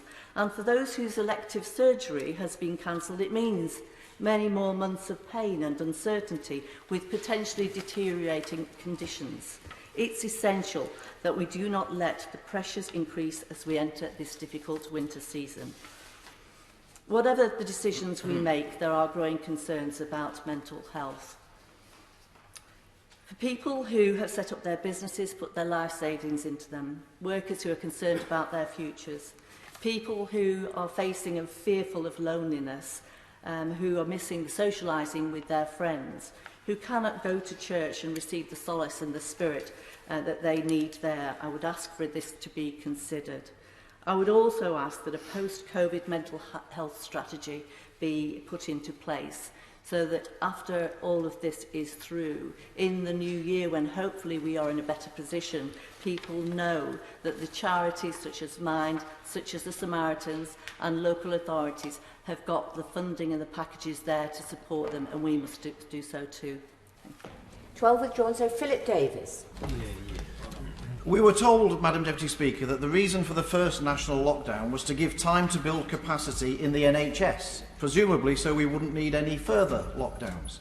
So what has the Secretary of State been doing? Why has he failed in this task? Well, we know what he's been doing. Instead of building that capacity and sorting out test and trace properly, he has been spending far too much of his time seemingly relishing the power of seeking to micromanage every aspect of everybody's lives. It's perfectly clear that lockdowns don't even work. They don't save lives, they merely spread them out over a longer period of time. But lockdowns do cost lives, as well as livelihoods, not to mention the other health implications of collapsing the economy, in particular the effect on people's mental health. If lockdowns and blizzards of arbitrary rules were the solution to this problem, we would have solved it months ago. We have not been short on version after version of senseless, arbitrary rules which have no scientific basis behind them at all. There has been a new set of rules virtually every single week, and yet the government still persists with this failed strategy. People are not stupid. They can see that the rules do not make any sense, and that is why they, like me, no longer have any faith in the people at the Department of Health and Public Health England who are making these decisions. I asked the Prime Minister earlier this week how many collapsed businesses and how many job losses he and his government believe are a price worth paying for pursuing this strategy. I don't think I got an answer, so perhaps the Secretary of State can answer that question today. How many job losses would it take before the Secretary of State accepted that we needed a different strategy? How many jobs is he prepared to sacrifice to keep on with this policy of lockdowns and arbitrary restrictions? 2 million? 4 million? 6 million? People would like to know how many house repossessions is he prepared to see to keep doing this same strategy? And that gets down to the nub of this, Madam Deputy Speaker. Those people, like the Secretary of State, like the people at Public Health England, they're not offering to sacrifice their own jobs to pursue this strategy. Nobody voting for this motion tonight is offering to sacrifice their own job in order to pursue this lockdown policy. Of course not. They're just expecting millions of others in our country to sacrifice their jobs to pursue this policy. Nobody voting for this motion tonight is offering to give up 20% of their salary or forego all of their income completely, as so many in our country are being expected to do. Oh goodness me, no, Madam Deputy Speaker. Those sacrifices are just conveniently being expected of everyone else. Madam Deputy Speaker, it stinks. I would at least have some respect for those voting for this motion and for the Secretary of State if he offered to sacrifice his job in solidarity with all the others in the country he is expecting to do the same. But there's no chance of that. No wonder so many people have no faith in politicians. No wonder so many people feel there is one rule for us and one rule for them. I never thought, Madam Deputy Speaker, I would see the day a so-called Conservative minister would stand up and urge Parliament to further sacrifice our most basic of freedoms, collapse the economy and destroy jobs, all to pursue a failed strategy. As a Conservative, Madam Deputy Speaker, whatever the problem, collapsing the economy and destroying people's jobs and livelihoods can never be the right solution. Ian Byrne. Thank you, Madam Deputy Speaker. The government has repeatedly failed to listen to the voices of people on the front line in this pandemic and to our community's fears of the impact of COVID.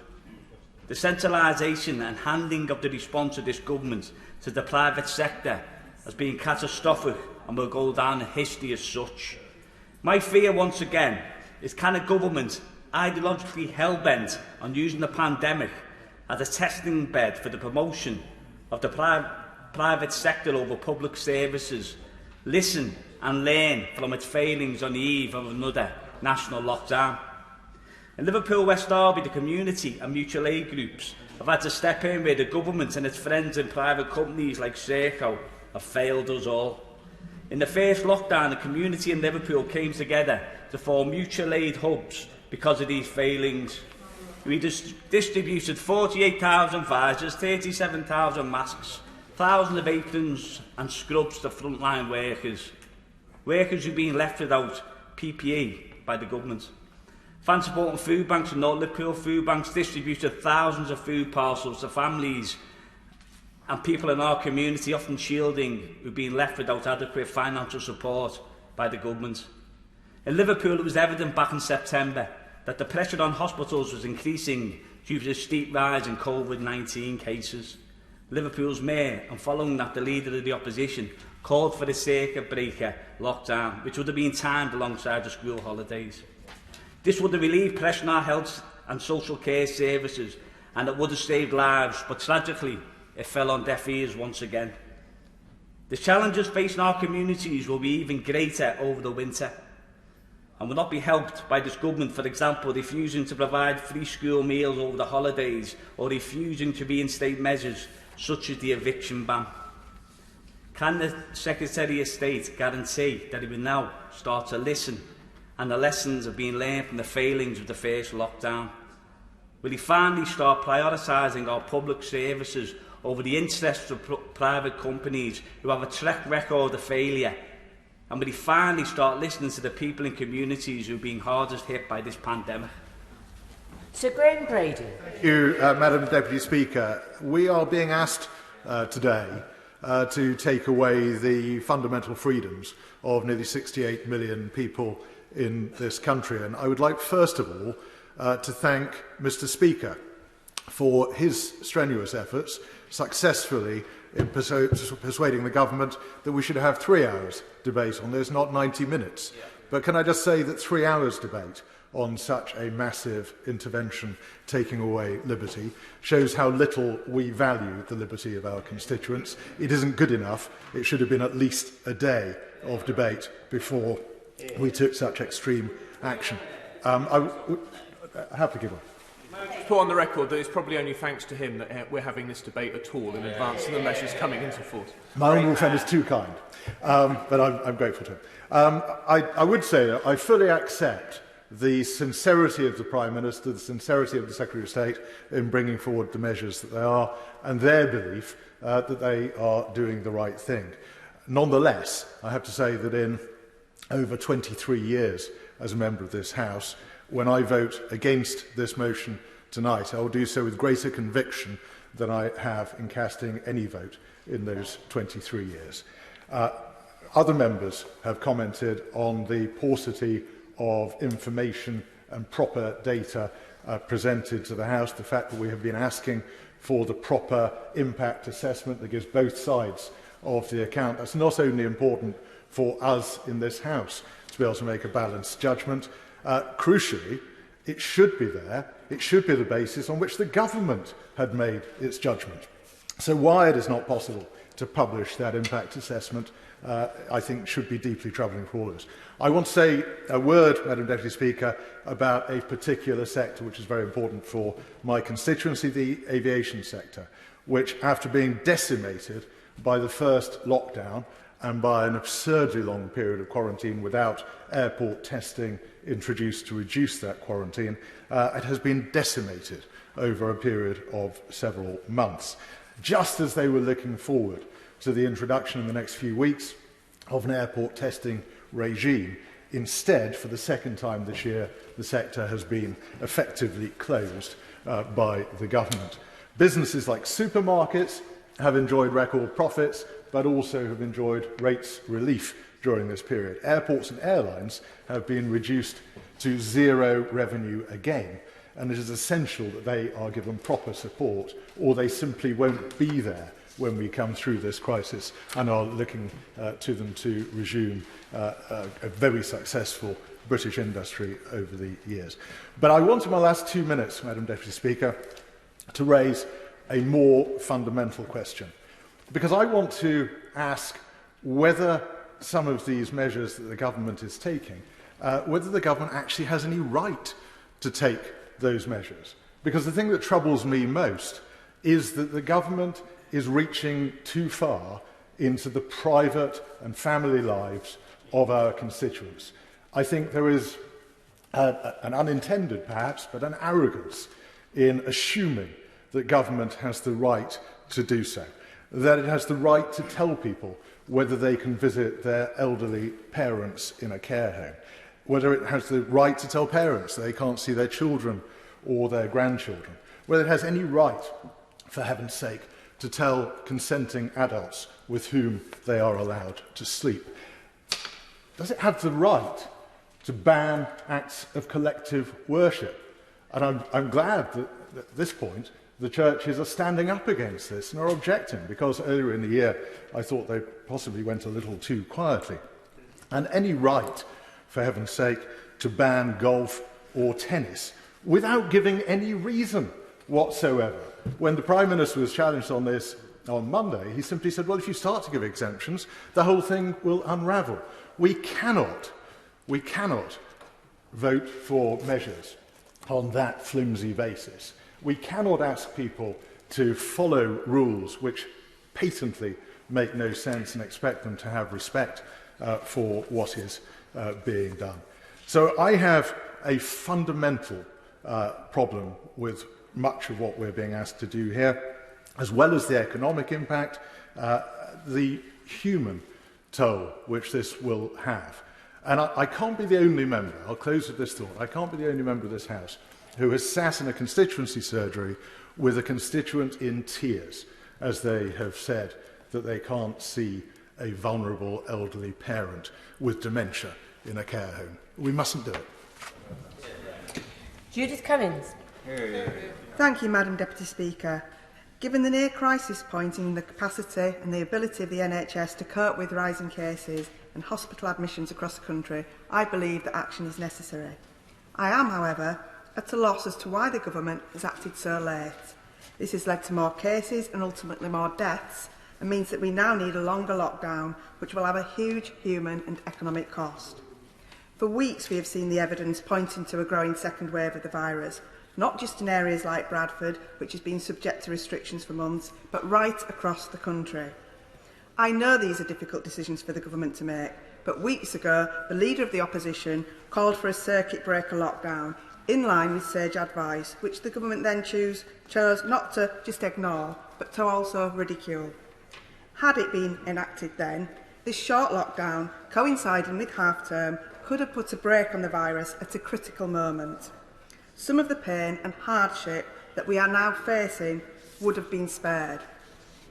Now we are facing a potentially open-ended lockdown, with ministers unable to confirm when this will end. Businesses will be shut for longer, families will be separated, mental and physical health will suffer. The economic cost and the social cost of lockdown has been made worse by the government's failure to act earlier. In West Yorkshire, things have been even more chaotic. The government announced last Thursday that our region would go into Tier 3 from the following Monday. At that point, ministers repeatedly denied that the country was facing a national lockdown. Businesses and families across the region began to prepare for the new restrictions. Yet the very next day, the national lockdown was leaked to the press, and it was announced that West Yorkshire would stay in Tier 2 until the lockdown. Over recent weeks, the government has treated the people of the North with utter contempt, and this is just the latest example of a long and sorry saga. The government must commit to honouring the financial commitment they made to the people and businesses of West Yorkshire when the Tier 3 agreement was made. Now, turning to a couple of very specific points. The government needs to plan and deal with social isolation and loneliness, in particular amongst older people and those with caring responsibilities. So many of my constituents across many faiths have asked me to tell the government and the Prime Minister that collective acts of worship are essential and should not be made illegal by any government.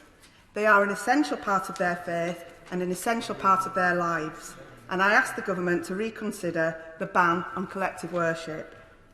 And the government should also look at how gyms and other sports facilities can be reopened safely. Again, this is essential for maintaining mental and physical health through these long and difficult winter months. Finally, Madam Deputy Speaker, the government needs a plan for getting out of this lockdown and dealing with the economic consequences.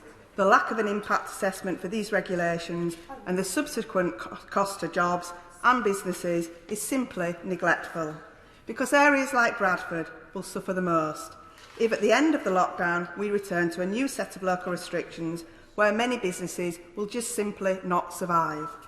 There needs to be an absolute focus in government on saving and creating jobs, because without this the consequences for my constituents will be devastating.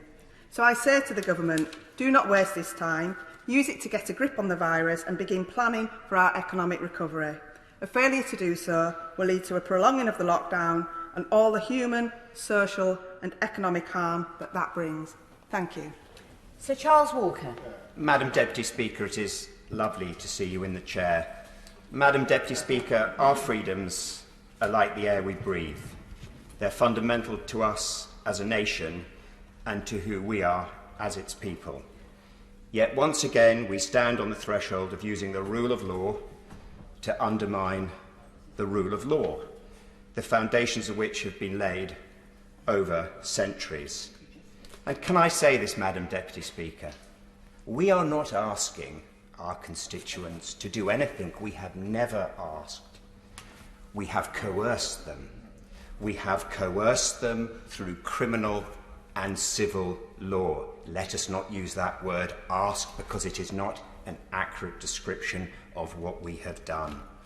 We have criminalised freedom of association, the freedom to go about one's business, the freedom to travel, and the freedom to protest. The freedom to protest. That is the oxygen of democracy. And, Madam Deputy Speaker, this hurts my head and it hurts my heart. And dismissing these sincerely held concerns as wanting to let the virus rip is both deeply ungenerous and deeply, deeply unkind.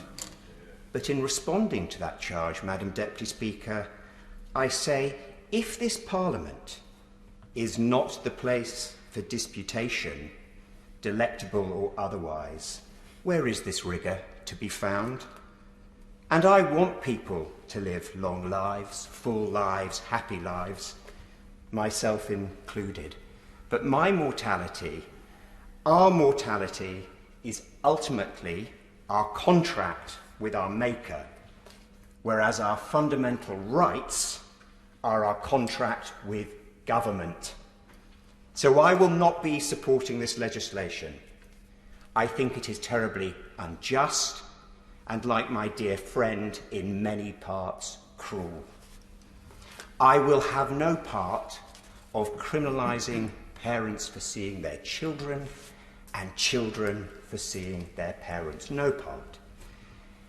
This legislation goes against my every instinct, perhaps an instinct even more fundamental than the love and touch of my family. And I am not living in fear of the virus. I will not live in fear of the virus, but I am living in fear of something much darker hiding in the shadows. And, Madam Deputy Speaker, when the sunlight returns, and it will return, I hope it chases those shadows away. But I can't be sure that it will. I cannot be sure. And that is at the heart of my anxiety and the anxiety of so many of the people I represent in this place. Thank you. Matt Rodham. Thank you, Madam Deputy Speaker, and it's a pleasure to be able to contribute this afternoon. Madam Deputy Speaker, we now undoubtedly face a very difficult and indeed challenging situation, and I support the government's approach.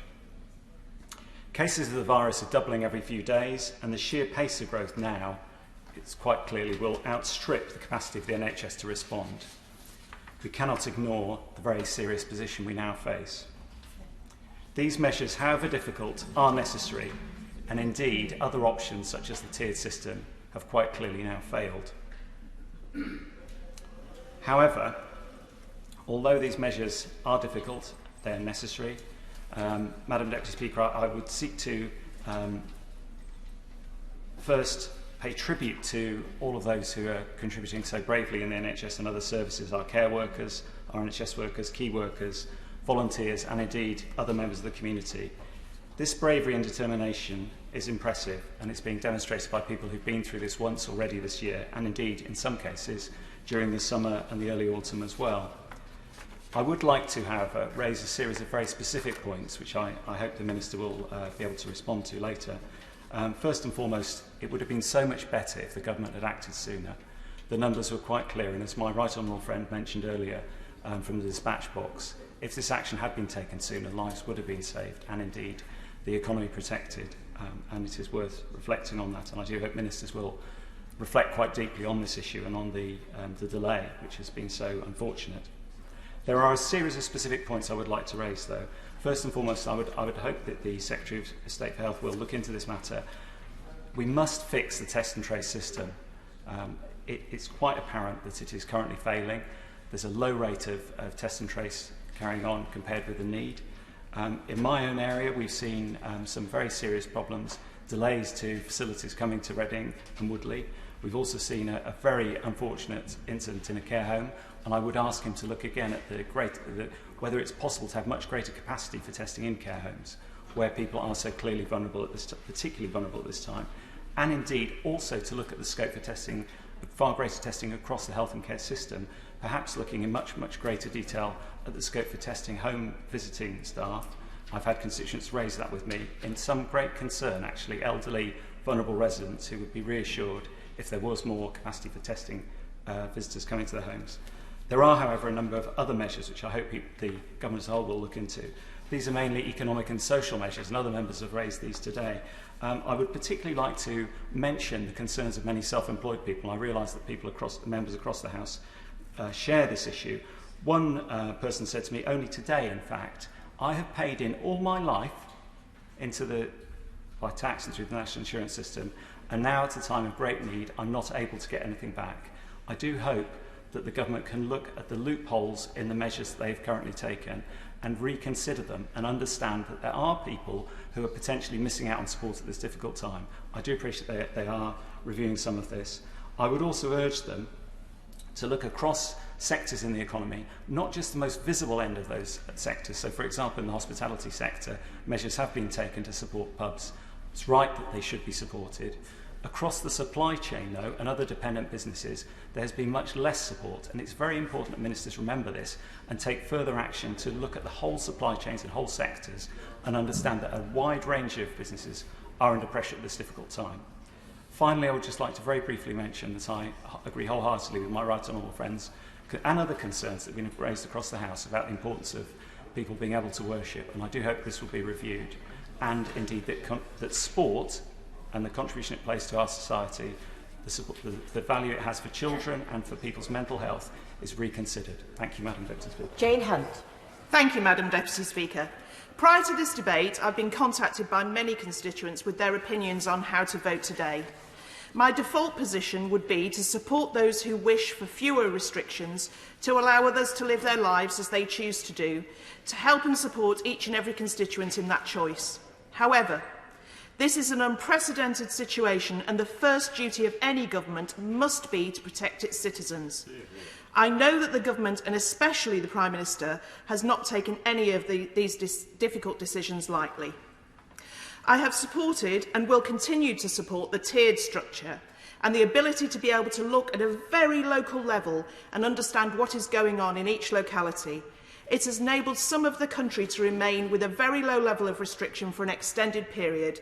However, in order to prevent a deluge of intensive care beds needed, I come to the conclusion that we must have a heightened restriction to our liberty throughout November to stem the tide of this virus. This is not to say that our constituents have not followed the rules. I would like to thank the people of Loughborough constituency, residents, visitors, students and pupils alike, who have very clearly followed the rules, which has not only helped themselves, but also their friends and neighbours. This is a hard task ahead for many during November. There are a number of religious festivals and commemorations which in other years have attracted huge crowds and gatherings, such as Diwali, Advent, the birthday of Guru Nanak. These are often times when families get together to celebrate their faith. This will not be possible in private homes this year, but I would still press that churches and places of worship should be allowed to open for those specific events to support their communities. Loughborough usually has a large and very moving remembrance service in Queen's Park, along with others in Shepshed and surrounding villages. Again, these will not be able to happen in the same way this year, but this does not diminish our need to honour our fallen. We will remember them. My friends and colleagues and those who live in Loughborough constituency will know that I have been going on, as they would put it, about a V-shaped recovery for a long time. We owe it to those who have lost their lives to ensure that we come back stronger and better as a country and as a constituency. We have capitalised on all the support from the government in Loughborough, the grants and support for small businesses, the loans that have been available to keep businesses going, the individual support for those who have found themselves in a difficult situation, and programmes such as Eat Out to Help Out, Kickstart in particular, and the early town deal funding have all supported the local community. I welcome that this support package has been extended to ensure that there remains a safety net for those who need it. So, let's get ready for the time these new restrictions will ease. Let us take this time to plan, each individual, each family, each business, each organisation. Let every one of us make a positive decision to create a good recovery for ourselves, our local communities and our businesses. Risk assessment is the key to this. With risk, you eradicate if you can and you mitigate where you can't. This is a global pandemic. We cannot eradicate, so we must mitigate. As part of the planning process, we should therefore be looking at taking a different approach to events and venues to produce their own risk assessments on how many people they can safely accommodate whilst adhering to social distancing guidelines. Let's spend this month making sure each of us has a plan to get on in life. Let's turn the negative into a positive and all take part in the recovery of this great country. Stephen Kinnock. Thank you, Madam Deputy Speaker. Like many honourable members, I'd like to start by paying tribute to all of the British public, including those in my Aberavon constituency, who've shown such resilience and fortitude throughout an extremely difficult 2020. Madam Deputy Speaker, these new restrictions are of course for the people of England, but the economic package accompanying them will of course have a significant effect on Wales and on my Aberavon constituents. Regrettably, it's become all too evident that the Prime Minister and Chancellor only took decisive action in terms of economic support once London and parts of the South East were put into Tier 2 and then full lockdown. When we in Wales went into our firebreaker, the UK government refused to extend furlough. When the north of England went into Tier 3, the government refused to extend furlough. Now, with new restrictions affecting the South East, the money suddenly appears, as if by magic. Madam Deputy Speaker, furlough must be fair for all. It's as simple as that. During his successful general election campaign, the Prime Minister promised to level up the UK. In reality, the very opposite has happened. This virus has turned the gap between the South East and the rest of the UK into a chasm. We now need a clear and specific plan that states what levelling up is actually supposed to mean in practice. And this plan must have our steel industry at its heart. A focus on steel would deliver three interlinked benefits. First, it would support the creation of high-skill, well-paid jobs in areas of the UK that have been ignored by successive Conservative governments since 2010, including in South Wales. Second, it would strengthen the UK's sovereign capability. One of the most important lessons of the pandemic is that we are far too dependent on supply chains from other countries, and increasingly those countries are run by authoritarian governments who are not our natural allies. And third, it would enable our transition to net zero, backing the industries of the future, but also greening current industries. Yet by failing to provide the UK's largest steelmaker and the employer of 4,000 steel workers in my constituency with the emergency loans during the pandemic to plug the cash flow gap caused by the fall in demand, the government has once again chosen to sit on its hands. Madam Deputy Speaker, there can be no post-pandemic recovery, no levelling up, and no modern manufacturing renaissance without a strong and healthy steel industry. If I could just end by saying a few words on test, track and trace. While Welsh Labour backed local experts and our local authorities, this UK government has put test, track and trace in the hands of Serco without any proper tendering process. Serco won huge contracts to the tune of £500 million and, through no fault of the vast majority of their employees, I might add, utterly failed our country at this time of need. The choice that this government has taken is to privatise and centralise, when what it should have been doing is keeping what is a truly public function in the public sector and allowing local authorities to mobilise the expertise that they have on the ground. So I hope that this UK government will look to Cardiff Bay, will look to the Welsh government, will learn the lessons of test and trace and take this 4-week lockdown as an opportunity to fix the system and to learn from the way in which the Welsh government has done it. Thank you, Madam Deputy Speaker. Order. I'll be moving straight to the Right Honourable Member for the Forest of Dean, but after Mr Harper has spoken, I will reduce the time limit to 3 minutes in order to try to accommodate as many colleagues as possible. Mark Harper. I'm grateful, Madam Deputy Speaker, and you will have indicated from my intervention on the Prime Minister earlier that for only the second time in my 15 years in Parliament, I'm not able to support my front bench. And you will know from our shared endeavours through our experience in usual channels that it's not easy for a former Chief Whip to not support their party, but I do so for the following reasons. I very strongly supported the tiered approach. My part of the world, which I'm here to represent, has a very low level of virus, and my constituents have been working incredibly hard, businesses and individuals, to keep the virus under control. And there's a very low level of prevalence, not just across the community, but actually particularly amongst those who are over 60, where the level of virus remains low and over the last few weeks has been flat or falling. And certainly in conversation with my Directors of Public Health and my local NHS, no concerns have been raised about the NHS being overwhelmed. That was my starting position. I listened very carefully to what the Prime Minister set out in his press conference on Saturday. And I looked yesterday at the data that was published. But there are several flaws with that data, Madam Deputy Speaker. First of all, the modelling that's taken place about the number of deaths is old data, and we already know. My right honourable friend, the right honourable member for Maidenhead, set this out very clearly. We already know that the most extreme of those models is wrong. It's predicted things for dates that have already passed, and it's been wrong by a factor of 4 or 5.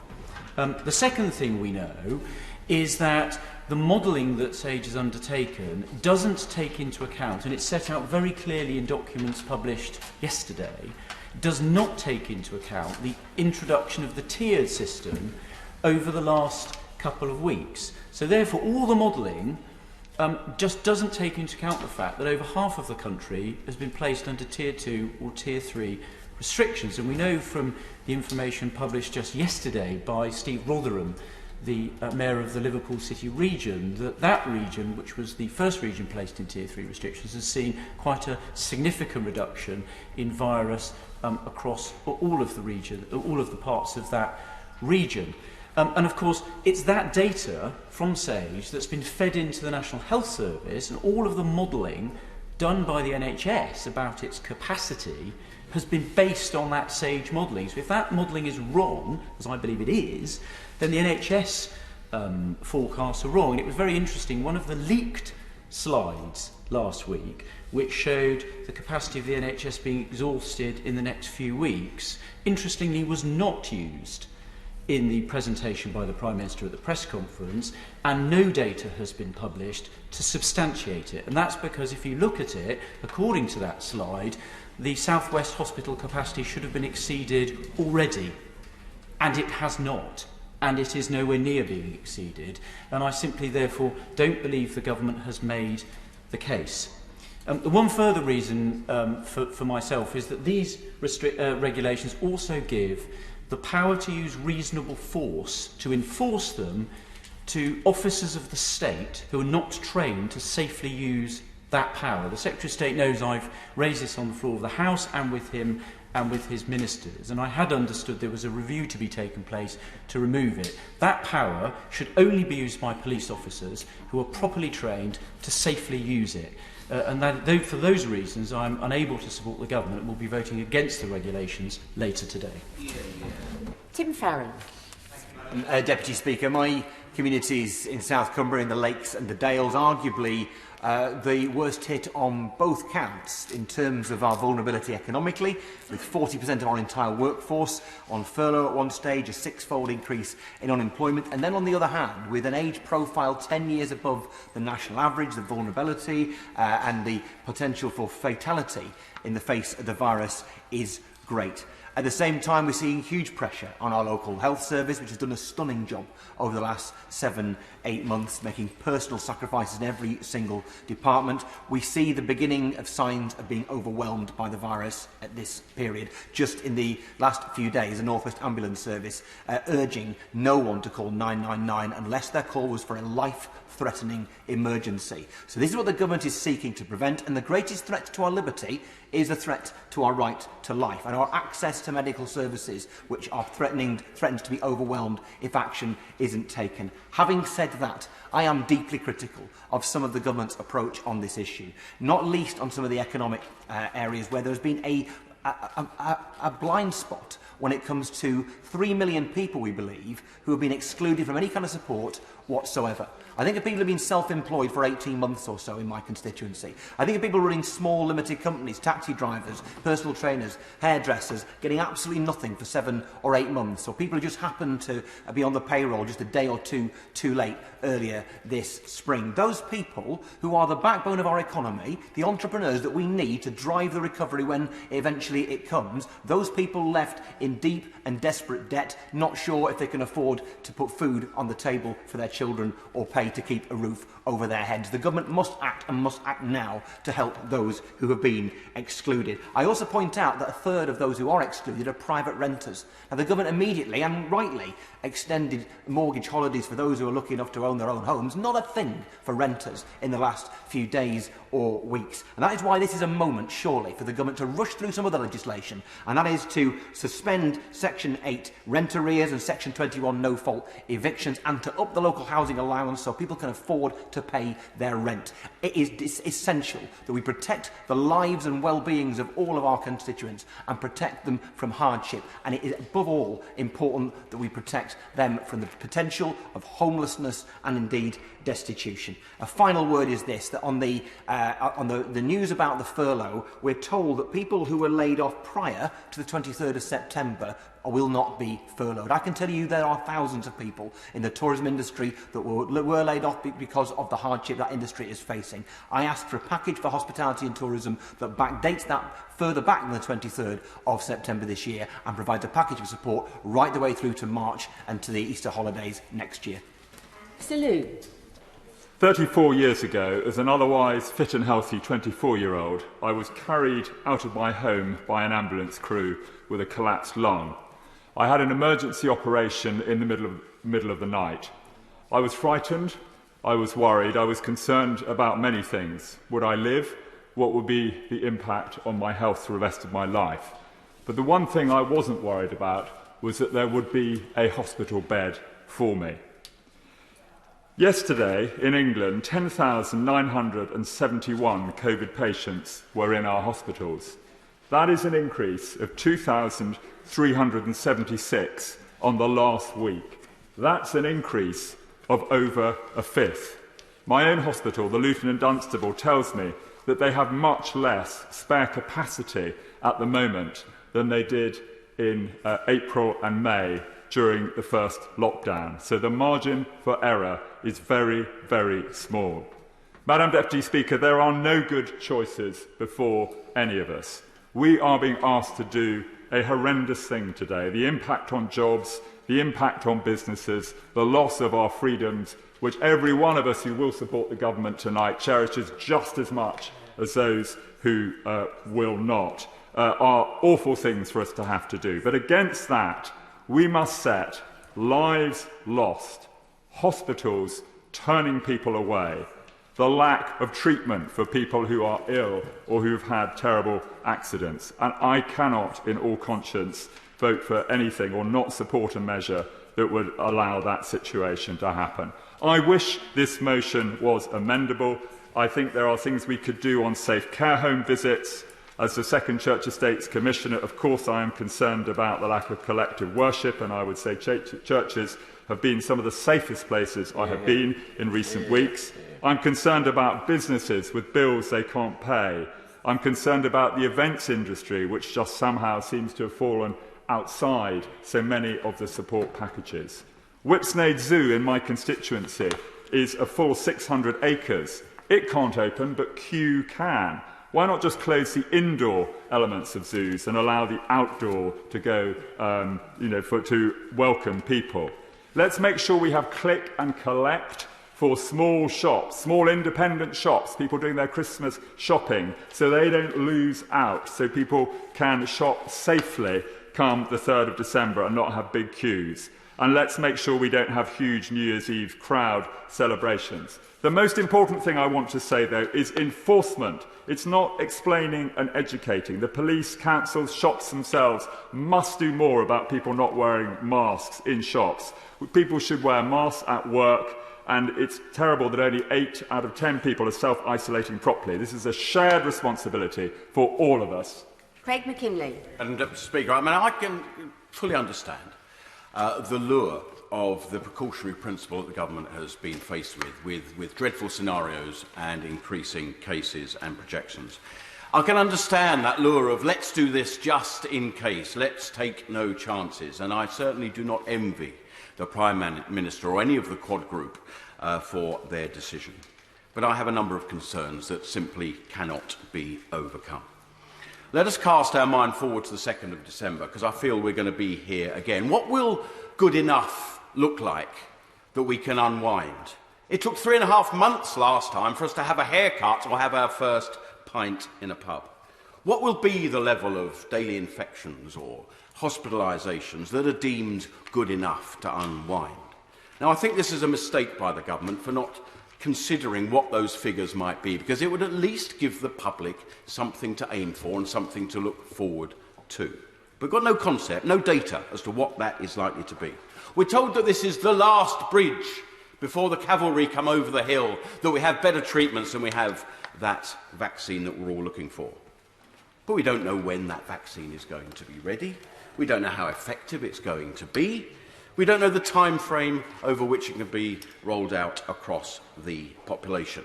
And let us not forget, Madam Deputy Speaker, HIV has been with us for 40 years and we still do not have a vaccine. We have so many clear nonsenses within the regulations. I and many others in this House, I'm sure, are getting emails from gym owners and users. I've had them from people who enjoy outdoor archery, and obviously the golf situation, and a lot from churchgoers. How can it be sensible for a couple to go for a walk on the golf club that they belong to, but they face a fine if they dare do it with a golf club and a ball? And of course, please. Honourable friend for giving way. Has he received, as I have, a letter signed by 1,500 church organisation managers and ministers and people of religion opposing these regulations and asking why on earth is the government closing churches in the way that they're doing? I think it has to be an overwhelming number of the responses I've had are from churchgoers, and I'll just develop that point very briefly. Congregations that go to churches, to synagogues, to mosques, to temples, these are adherent, sensible, disciplined people. To treat them as anything but, I'm afraid, is nothing but an insult. Now, just a few weeks ago, we were offered the tiered system, and that was supported by this House. It was deemed to be the new holy grail that we can look to.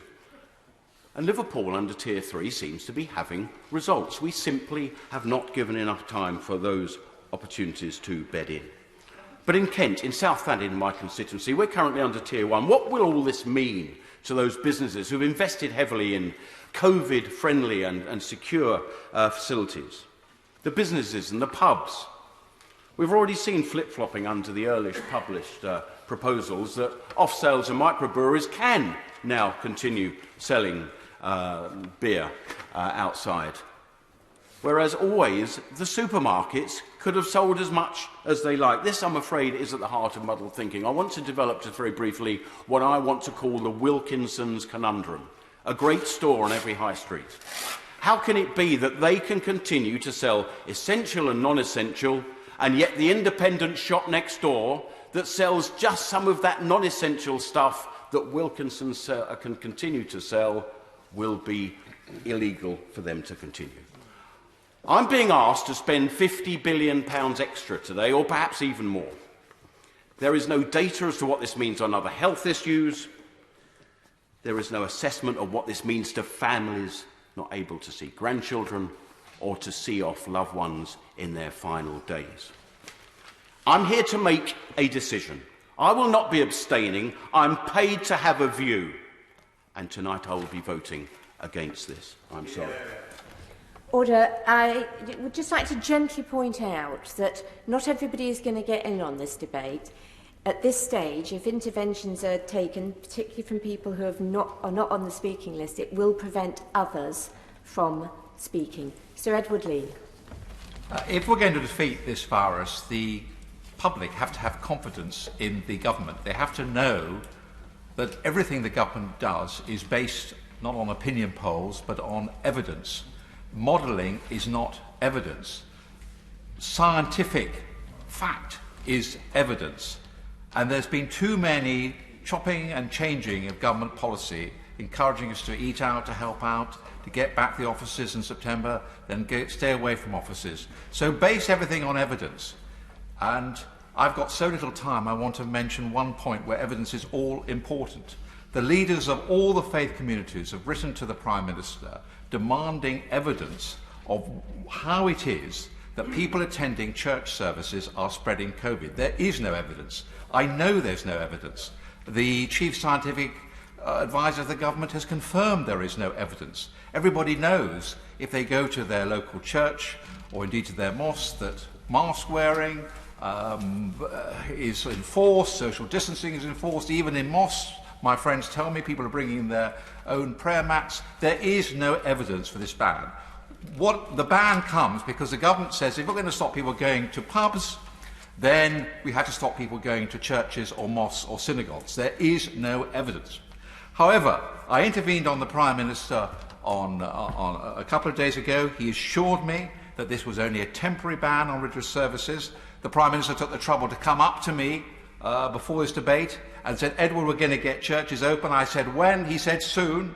I understand contacts are taking place with the Archbishop of Canterbury and the Archbishop of Westminster to try and get the churches open as soon as possible. On that basis, and on that basis only, that this is a temporary measure and that the government will provide evidence and the churches will open on the 2nd of December, on that basis I am prepared to vote for this measure tonight, on that basis and on that promise, because it is a fundamental human right in any society. We are signatories to the Convention of Human Rights. It is a fundamental human right for people to be able to go to communal worship. And for religious people, you can't just tell them that, okay, sometime in the future you'll be able to go to religious service. That's not good enough for them. They want to be able to have that communal worship and to have it now. So the government, and I'm looking at the Health Secretary, it's not good enough just to say that we're all in this together because we're stopping people playing golf or we're stopping people going to bars, that yes, religious people have to be under the same restrictions. Provide the evidence, and I've received this assurance that these churches, these synagogues, these mosques are going to open before the 2nd of December, or at least by the 2nd of December, and on that basis, and on that basis only, I will vote for the government. Hines. Thank you very much, Madam Deputy Speaker. And this is, of course, the eventuality that we all had hoped to evolve. And I personally hate even contemplating curtailment of freedoms in the way that our right honourable friend for Altrincham and Sale West set out. But no responsible government could sidestep what it is faced with. We use this word a lot now in the last few days, the overwhelming of the National Health Service. It is worth just stopping to dwell and think about what that actually means in practice. As our friend from South West Bedfordshire outlined, it means people who need other essential treatments just not being able to get them in the way that we have come to expect. We will always be able to rely on the National Health Service. And of course this time, unlike the previous lockdown, we are approaching winter with all the stresses and strains on the National Health Service that brings in any case.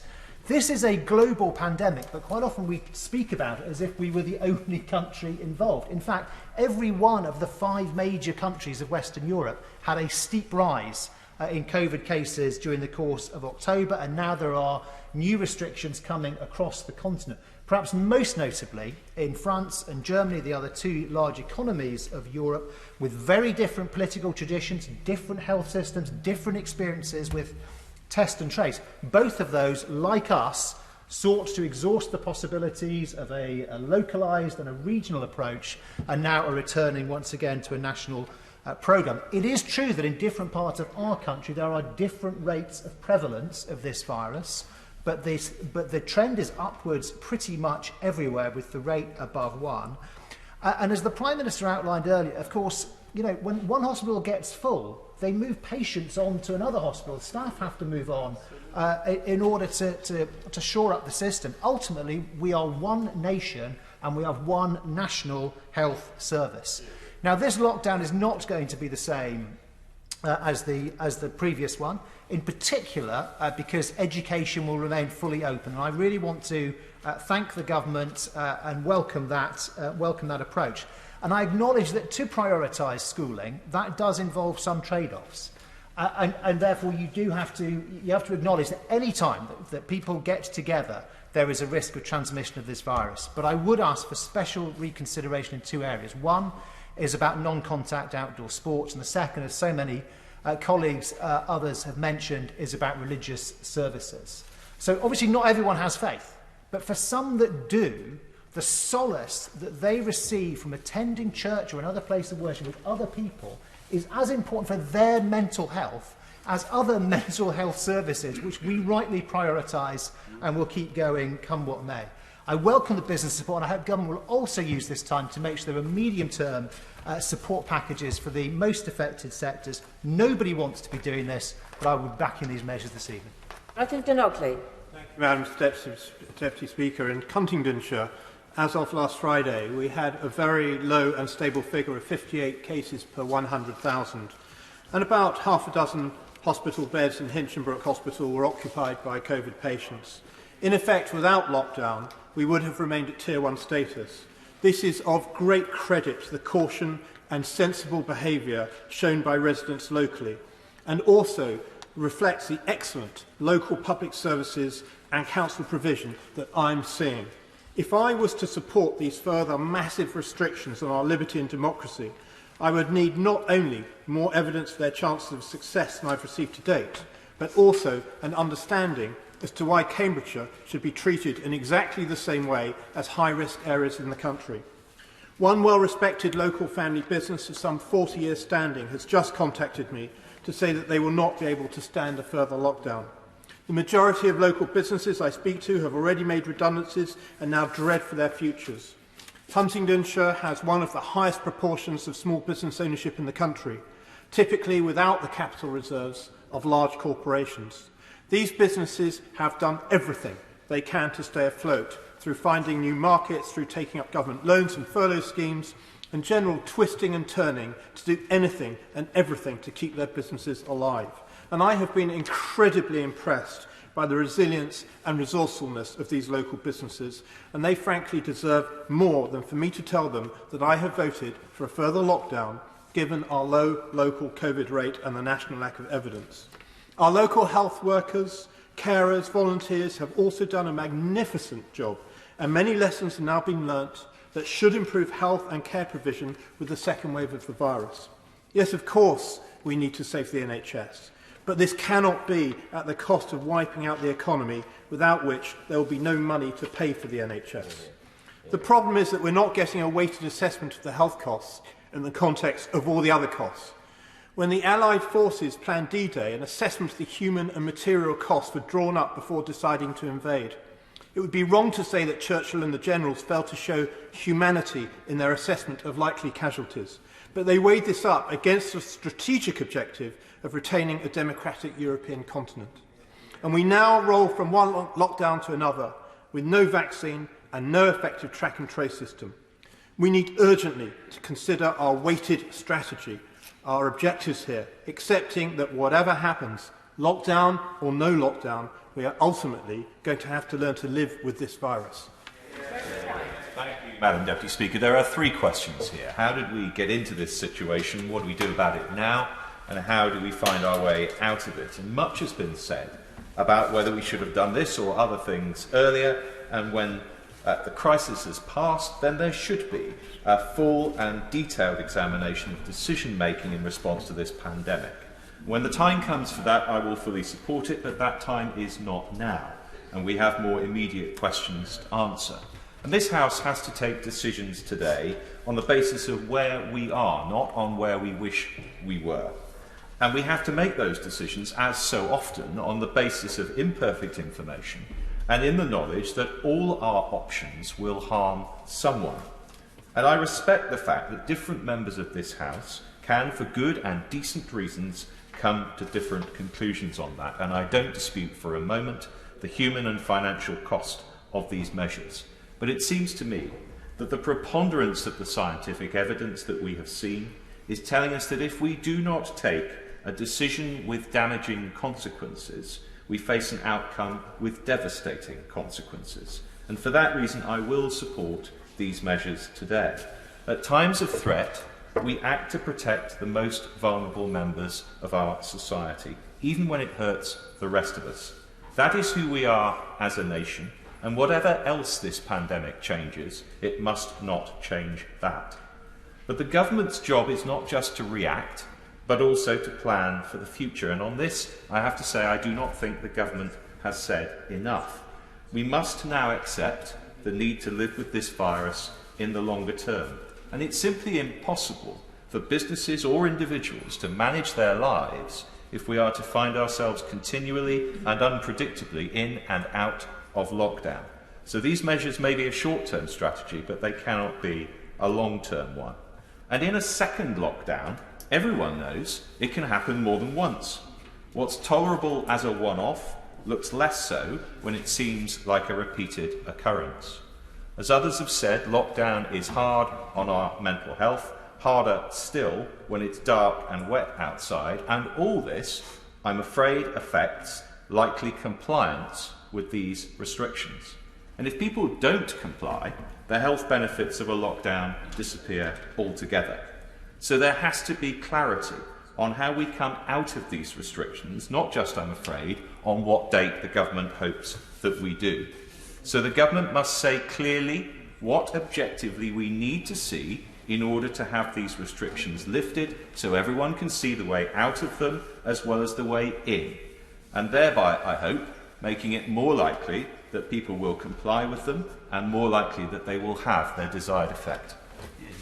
Edward Timpson.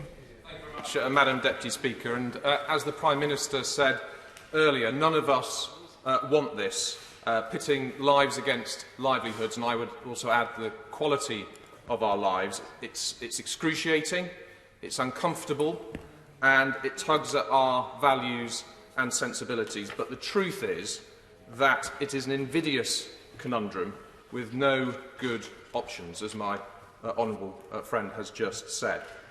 And we can't escape the fact that these measures that we're voting for this evening will come at a significant cost for many people in our constituencies, including mine of Eddisbury, whether that's social, financial or from a mental health perspective. And I take a particular interest in the impact it has on children, who we know through the first lockdown have had a whole range of new experiences, not all of them good, that may play out for many years to come. So I also welcome the fact that schools will remain open during the next 4 weeks. I think that is incredibly important for a whole range of reasons, and I would urge every parent to do their bit in making sure that their child gets the education and all the other benefits from the schools remaining open. I would ask my right honourable friend, the Minister, just to clarify that if a child is classified as clinically vulnerable, whether they're still expected to go to school, as I've had some queries about that. But we also know that there is the financial damage that this will cause, the scarring of the economy, as it's sometimes known. And I have highlighted, as my right honourable friend will know, and will again in the debate on Monday in Westminster Hall, the wedding industry, as well as pubs, zoos, beauty salons and so on, as we did in the first lockdown. We can't forget that despite the significant package from the Chancellor to support them, that there are still gaps that need to be filled, and they need some hope for the future. But I do understand that the figures, as we can read them, and I would like to see more granular data in the future, are not good to read. Whether that's the number of COVID patients now in hospital and the trajectory that many of our trusts, our hospital trusts, are telling us that they are on. And so we do need to act, and I will be supporting the measures this evening to do that. But I would urge my right honourable friend, as has been mentioned by other members, that we do need to, as part of this, make sure we don't end up in a vicious cycle of lockdowns, which will do more and more damage as we still try and control the virus. So we do need a plan for how we can live with it in the longer term. What we do next to once we've reduced the R number below 1, to keep it there so that we can continue to reopen the economy, but most of all to give Eddisbury residents and businesses the normality, the certainty and the hope that they crave. Stephen Hammond. Thank you, Madam Deputy Speaker. When we entered lockdown in March, none of us could be sure how long the measures would be necessary then, or indeed what would be necessary in the future. But we accepted the privations and the limitations on our life to defeat the virus. But we very quickly realised we wouldn't return to normal. We grieved the loss of life and we grieved the loss of livelihoods as well. So it is with a heavy heart that a lot of us have got to contemplate what we're contemplating in this House today. But it is clear, isn't it, that if we look at what many of our constituents are telling us to do, I've only had 2 constituents write to me and say I should support the government tonight, and I have a responsibility to those constituents. But we as members of Parliament have a greater responsibility as well. We have a responsibility to our constituents, and we have a responsibility to our country. And whatever we think about we should have persevered with the tier system, or whether we think the restrictions have been too onerous on any sorts of activities, and I want to touch on a couple in a moment, no responsible government and no responsible Secretary of State could sit and not listen to the overwhelming weight of scientific evidence. And I regret that that is where it is, but it must be right that we cannot allow the National Health Service the right, as several members of people have said, to enjoy the health, that right to health that we mustn't threaten if we can avoid doing so. And therefore, with some reluctance, as my right honourable friend knows, I'm going to support the government tonight. Reluctance because I say to him, if we do these measures by consent, and if you look at some of what the government has set out tonight, there are huge contradictions in some of the guidance and some of the regulations.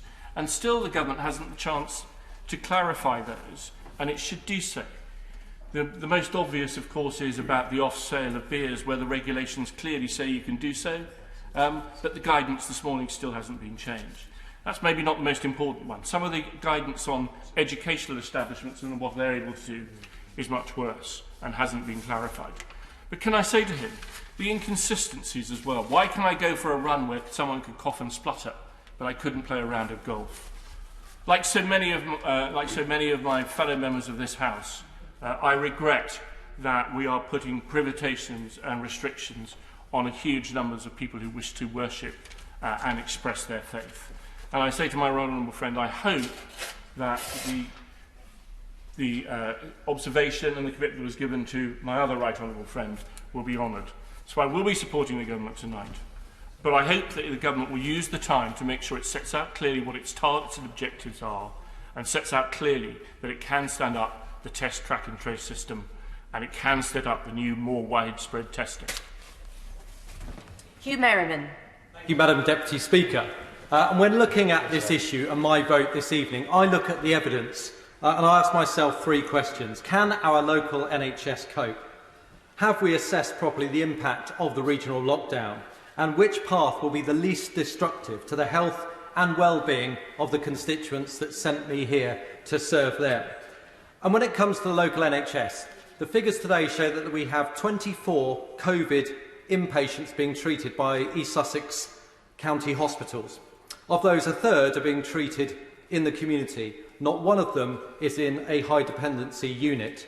The NHS system in East Sussex coped fantastically last time and has learnt lessons, and this is another important aspect. They've learnt lessons on how to treat people, the oxygen levels required, life-saving COVID treatments such as dexamethasone. They have a better understanding on how to treat, and that matters, Madam Deputy Speaker.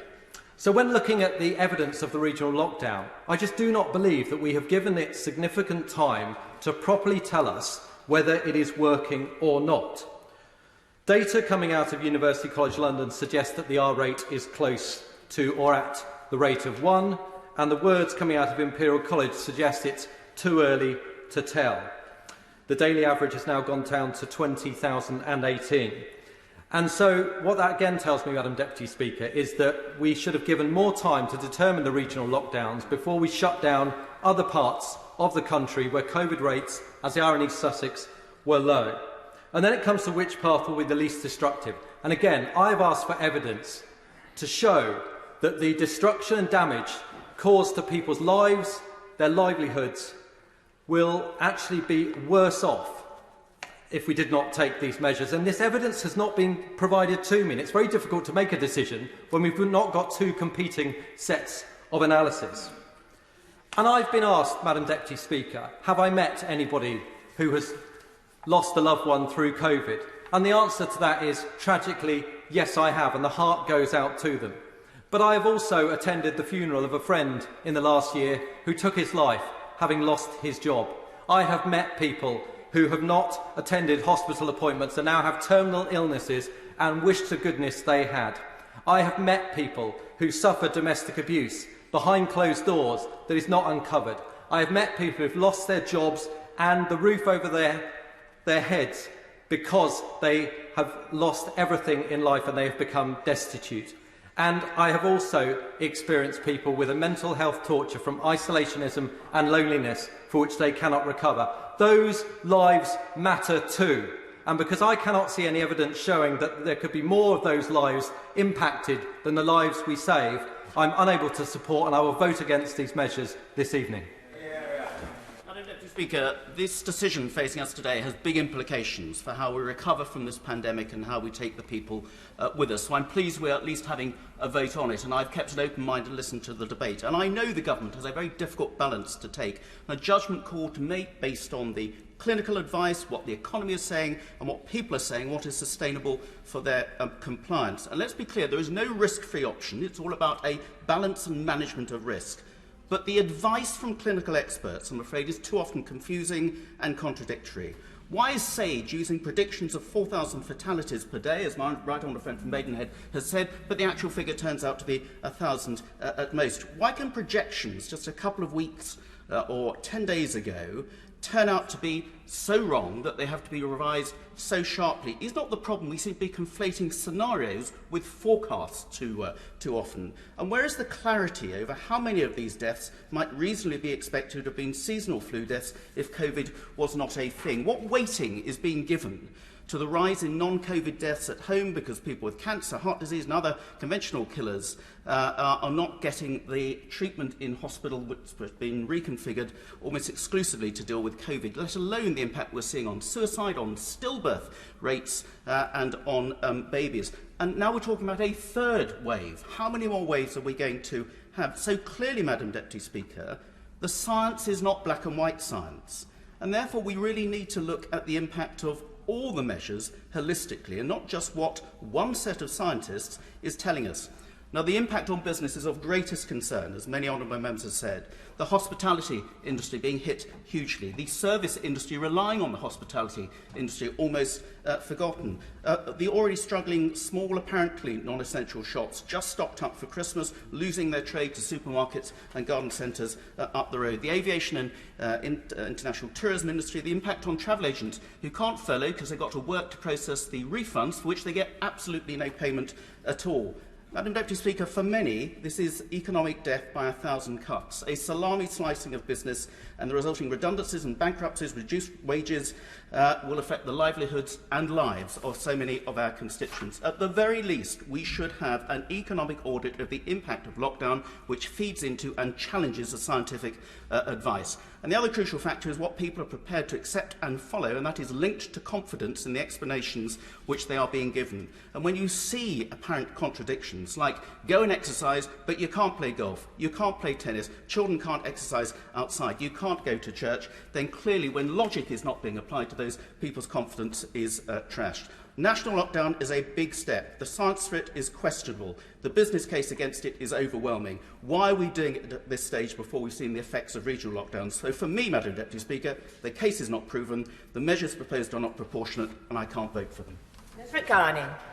Madam Deputy Speaker, I don't know whether it's a pleasure or with huge difficulty I follow those two very powerful speeches from my neighbours down in the South East, the member for Bexhill and Battle and the member for East Worthing and Shoreham. Like most people in this chamber, this has been an agonising decision, but it hasn't been made easy by the government or the front bench. By putting forward data that has inconsistencies, by putting forward data that has inflated projections, it's been incredibly hard in constituencies like mine, which are very rare near the R rate of 1, to explain to them why we need to go into a national lockdown. Many of us fought for the right to have this debate and this vote. The right thing to do by the front bench would have been to share the data that they have that enables them to make those decisions, to share them with us, so we could argue with them amongst our constituencies up and down the country instead of spending all of our time trying to argue with the government and get hold of the data in the first place. As the member for Bexhill and Battle has already laid out, in the South East it's a very different picture. We don't have a huge amount of infection rates, we don't have a huge number of beds overtaken by COVID patients, and all of our local health practitioners are explaining to us that that won't be the case either for many months down the line. So I would have preferred to have seen the tiered system. I would have preferred to see the tier system play out for a period of time and to see how it was working. But I keep being told that we need a national decision, a national endeavour. It is one national health service, and that the Prime Minister has no other choice but to put us into a national lockdown. So I will be reluctantly supporting the government tonight, but with a caveat. I am putting the Minister and the government on 28 days' notice. They've had many months, but now, over that short period, they need to put in place a public health strategy that works for the whole country, not just for the North and the Midlands, but for me, in Wilden. That means taking care of the most vulnerable. That's people in my care homes. If we can test, track and trace in Liverpool, I want the same applied to family members who wish to visit their members in care homes. I'm still hearing from my care home staff that they can't get hold of tests, and when they do, they're never returned in decent time. And we need real financial analysis of the decisions that we're taking. When people lose their jobs, they lose their security, they lose their homes, it impacts their mental health. It's just more than a job, it's everything else as well. In a short period of time, I just want to raise a point that's been made by many members already. I feel that we are overstepping the mark as a country, as a government, as the Conservative Party, by putting down legislation how people live their lives in their private homes. That is not a space we should enter easily. And in my experience, when men, institutions and governments get hold of that power, they give it up very reluctantly. Madam Deputy Speaker, there have been many powerful contributions today, not least by my predecessor, my honourable friend for Wealden and others, stressing the importance of liberties, lives and livelihoods in these difficult decisions the government is taking. The argument for the 28-day lockdown too hinges on the capacity and resources of the NHS and the threat nationwide of our hospitals not being able to cope in the season most favourable for the spread of this virus. The national data is convincing and the international evidence compelling, but at a local level it varies. So my neighbour, the Right Honourable Member for the Forest of Dean, has made the case that it is hard to support restrictions on the lives, livelihoods and liberties of his constituents, given the relatively low numbers of COVID patients there. But the argument that persuades me is that no area ultimately is an island. Those who live in Gloucestershire, whether in the rural or the towns, all depend on the Gloucester Royal Hospital in my constituency for E&A treatment of this virus. And while I believe that our hospital does have the staff, ventilators and beds to withstand a second wave on its own, there is a real risk of mutual aid being called, whether for Bristol, Swindon or other cities nearby. And that would increase the scale of the challenge for us considerably. And so, because ultimately the rural areas, wherever they are in our nation, with low rates of infection, do depend on the hospitals in our cities in their hour of need, we have to accept this temporary new closure with huge reluctance and sadness for what it means for many of our constituents.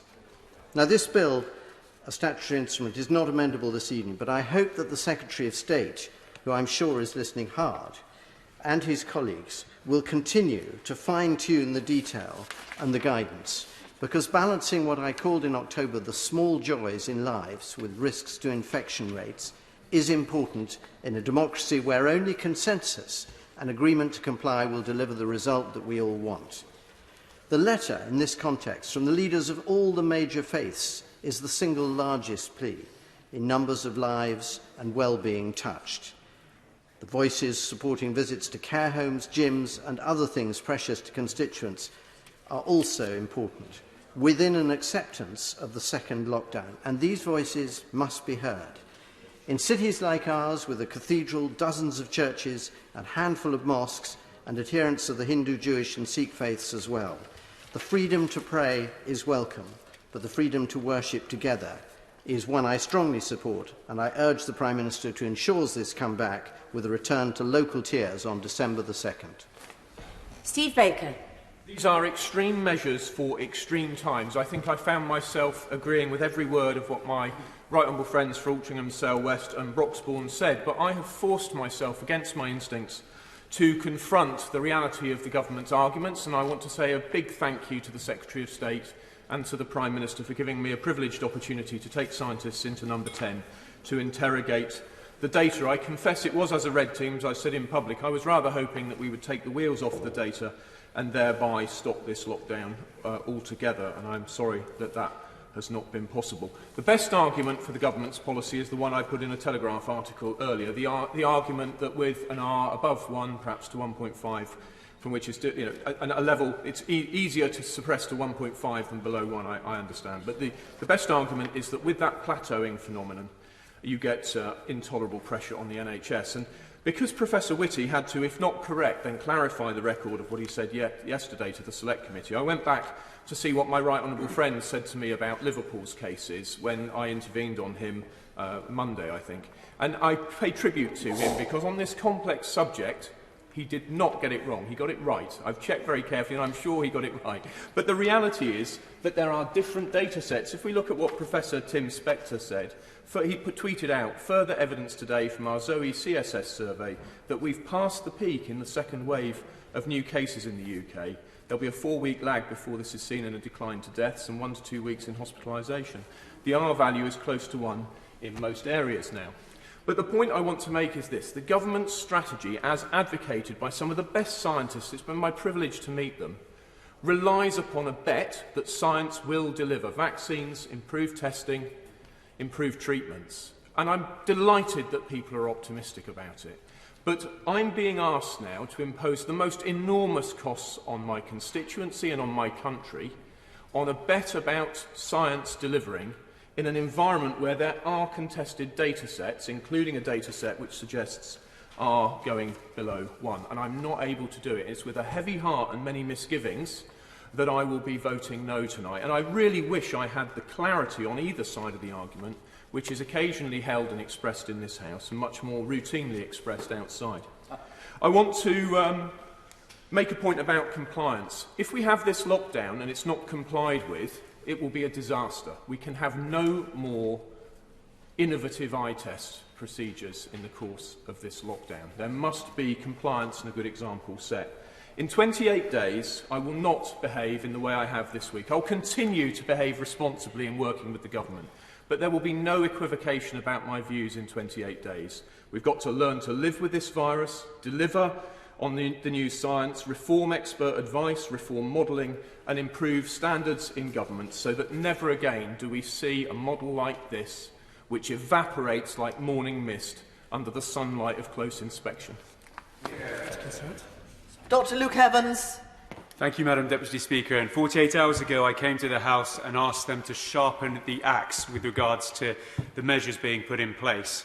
Today, the House will decide whether to use that axe. This is a Rubicon moment with a national Sophie's choice. If we use it, we are going to impact the biggest impact we have on civil liberties since the war. We're going to cause economic damage, job losses, and mortally wound businesses. There will be mental health problems and will indebt our children and our children's children. On the other hand, do nothing. The NHS surge capacity is likely to be breached.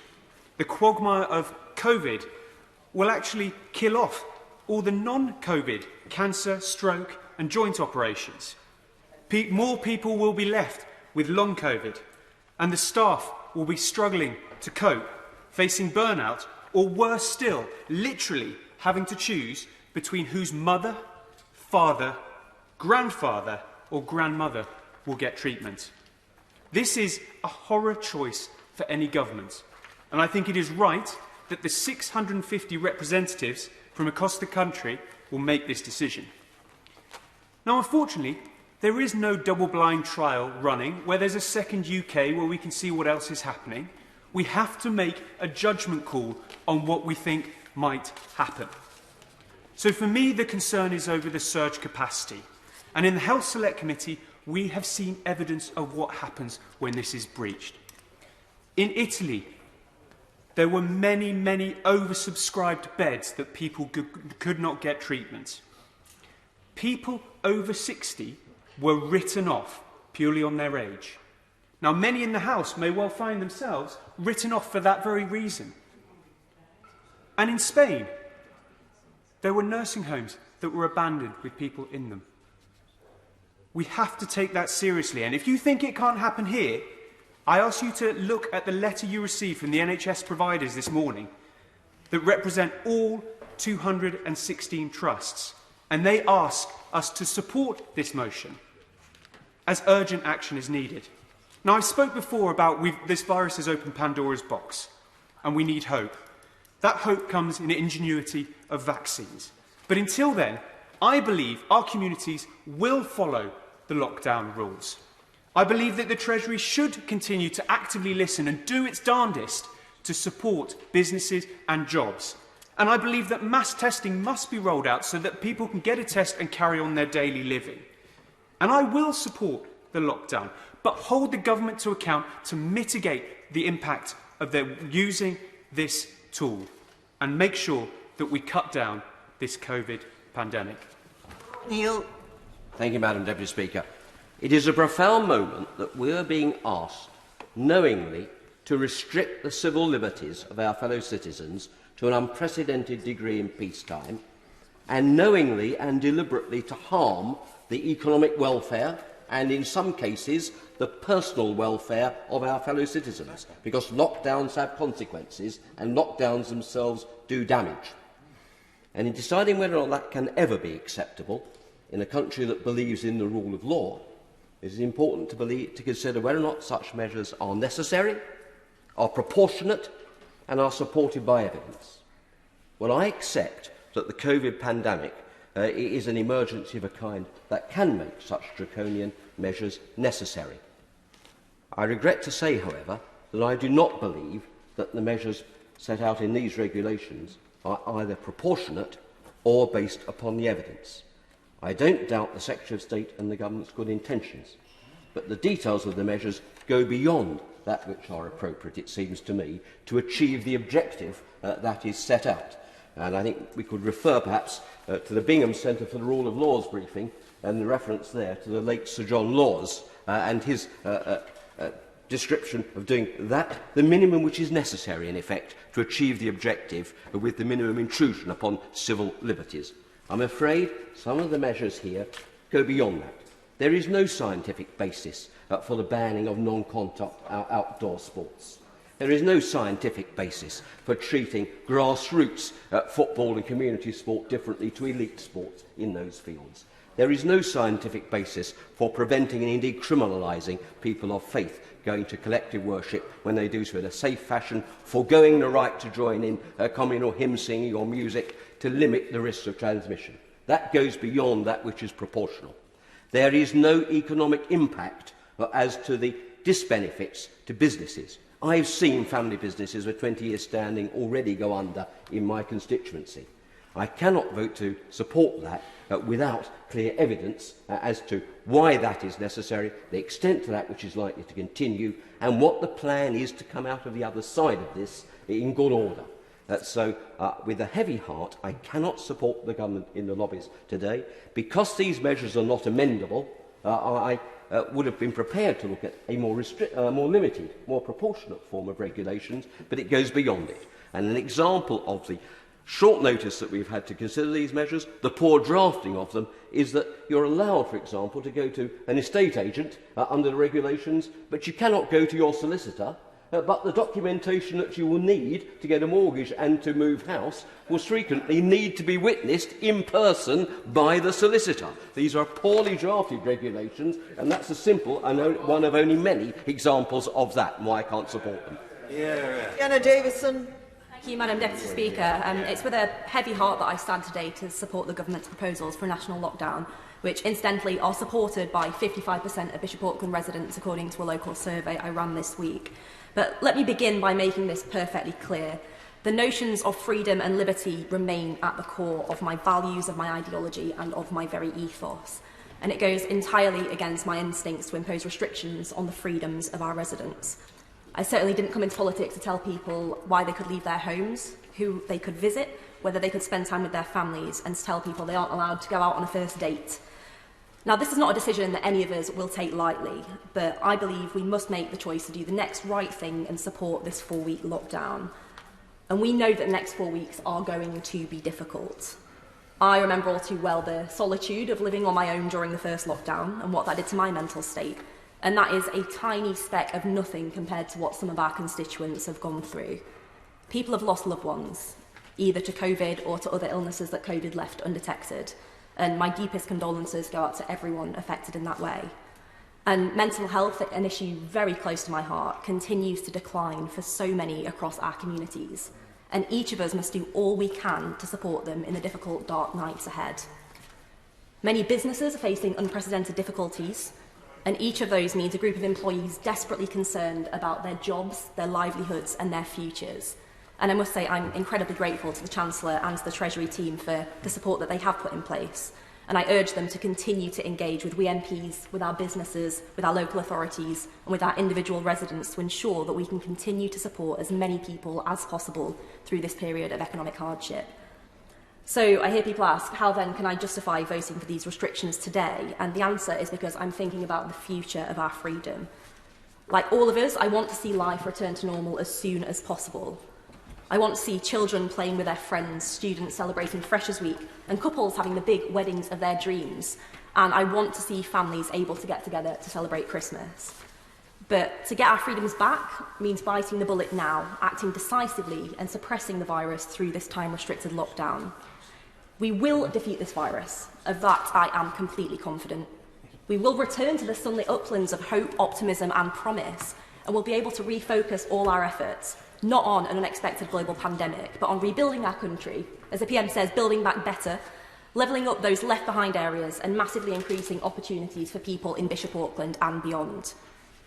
Madam Deputy Speaker, in order to reach the light, we first have to go through the tunnel. And I know once again that our communities will join hands to make it through this difficult phase. And I know that in doing so, we will eventually emerge into a brighter post-COVID future.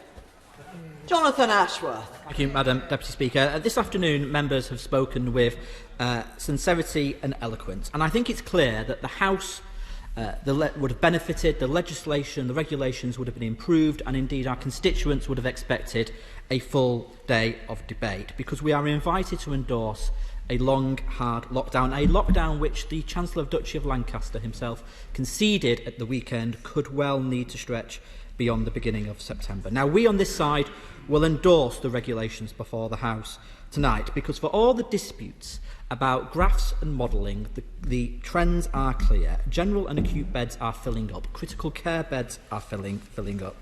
More people will die over the next 2 to 3 weeks because we didn't act sooner. But our constituents will want to know there is a plan, and it is still not clear what the criteria will be used to judge whether the lockdown should be lifted. Is it bringing the nationwide R under one? Is it falling hospital admissions? Is it lower prevalence rates amongst the over 60s? Is it a prevalence with which contact tracing is effective? I hope the Secretary of State can answer that.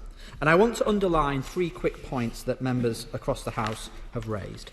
John Steinbeck wrote, "A sad soul can kill you quicker, far quicker than a germ." Now, it's not entirely biologically correct, but we understand the point. Loneliness and isolation extract a heavy mental and physical toll. So will the Secretary of State guarantee that a mental health plan for the winter, and will services continue to be accessible either online or face-to-face? At times of crisis, many of our constituents find solace through faith and communion of congregational prayer. Churches, mosques, temples, gurdwaras, synagogues have gone to great lengths, often at great cost by volunteers, to make themselves COVID secure. We have Diwali coming up soon. Many mosques have been in touch with me. If individual prayer in the church or the masjid is allowed with social distancing in place, then why not congregational prayer? And with respect to social care, I understand the Secretary of State has published some guidance and visits will be allowed outside or behind screens. That is welcome. But perhaps could he use the mass testing that is now coming online to allow relatives to be tested so they can see their relatives inside in the care home and perhaps even hug their relatives? Many will fear that this is the last Christmas for many of their loved ones in care homes. And finally, Madam Deputy Speaker, what happens next?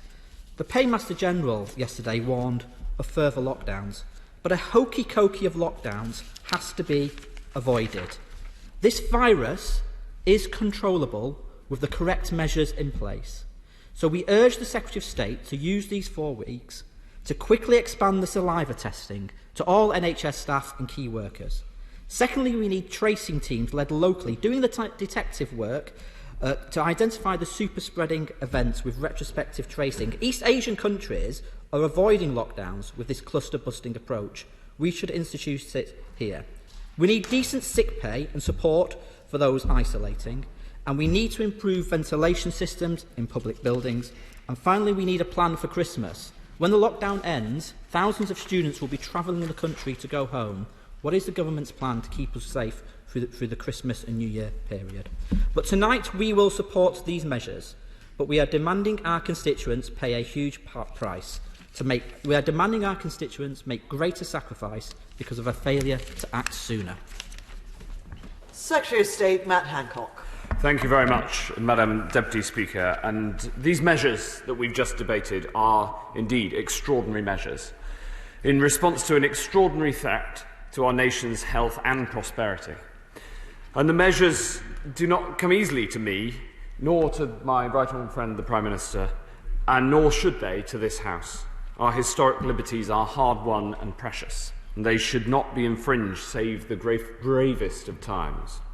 But these are grave times indeed, and if we do not act now, then we know that the NHS could not have been able to cope. And I know that no member of this House wants to see the scenes that we've witnessed elsewhere in the world of hospitals overrun, or of doctors forced to make the choice of who to treat and who to turn away. So we must drive this virus down together and take these tough yet time-limited measures, making sacrifices now for the safety of all. And it won't be easy, I know that. But in a pandemic, there are no easy choices. As my honourable friend for Edinburgh put it, we face an invidious choice. We're called upon to make fundamental changes to how we live, work and socialise, but it is in pursuit of a common cause. And while we do so, we must and we will use this time to drive forward the innovations that are going to help us ensure that, if at all possible, this lockdown is the last. The mass testing that's been mentioned by so many, which we've begun to roll out this week and are driving forward night and day. The vaccine, which was mentioned by my honourable friend, the member for South Wiltshire and others, which, while not yet assured, we will be ready to roll out as soon as we safely can. And the treatments that this country has pioneered. Now, there have been some excellent speeches, all made with a heavy heart and with regard to the seriousness of the situation. My right honourable friend, the member for Maidenhead, spoke of the need to assess the impact not only on health but also on the economy. And we know that the economic impact of these measures will be significant. We know that, but we also know that if this virus continues to rise and continues to double, then the economic impact will be serious still more. Many members raised the impact on mental health, and I take this very seriously. I consulted before supporting this decision with the Royal College of Psychiatrists, and they have said that stricter measures to control the virus are needed because the virus itself has a negative impact on people's mental health. And there's a wider point, both for mental health services and more broadly, that the NHS is open. We're determined to ensure that it stays open as much as is possible for non-COVID treatments. And my honourable friend, the member for Bexhill and Battle, for whom I have a huge amount of respect, argued passionately about the impact of the first lockdown on the health services available. And I say to him with all sincerity, it is by tackling the rise in the virus that we will keep the NHS open, rather than by allowing the virus to grow. And in his constituency, The number of cases has doubled in the last 2 weeks, almost doubled. I looked it up as he was speaking. So I would urge him and others who support the NHS so strongly to support these measures in order to allow the NHS to continue to do its job.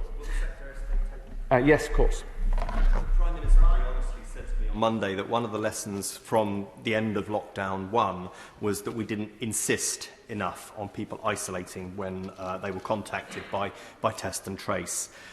Going forward, at the end of lockdown 2.0, how will we improve on that? Constant need to improve on that.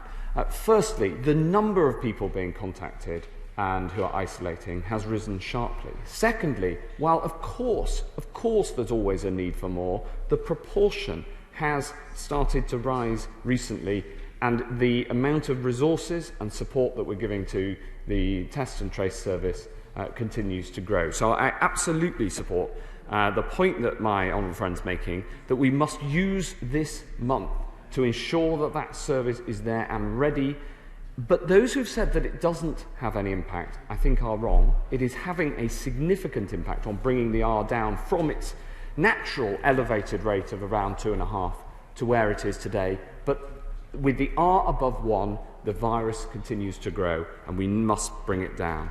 A number of colleagues on all sides of the House raised the issue of communal worship, and my right honourable friend for Gainsborough, my honourable friend for Gloucester, and I can tell the House that ministers are talking to faith leaders to do everything we can to reach an accommodation as soon as possible. I understand the impact of this infringement on liberties, as many colleagues mentioned.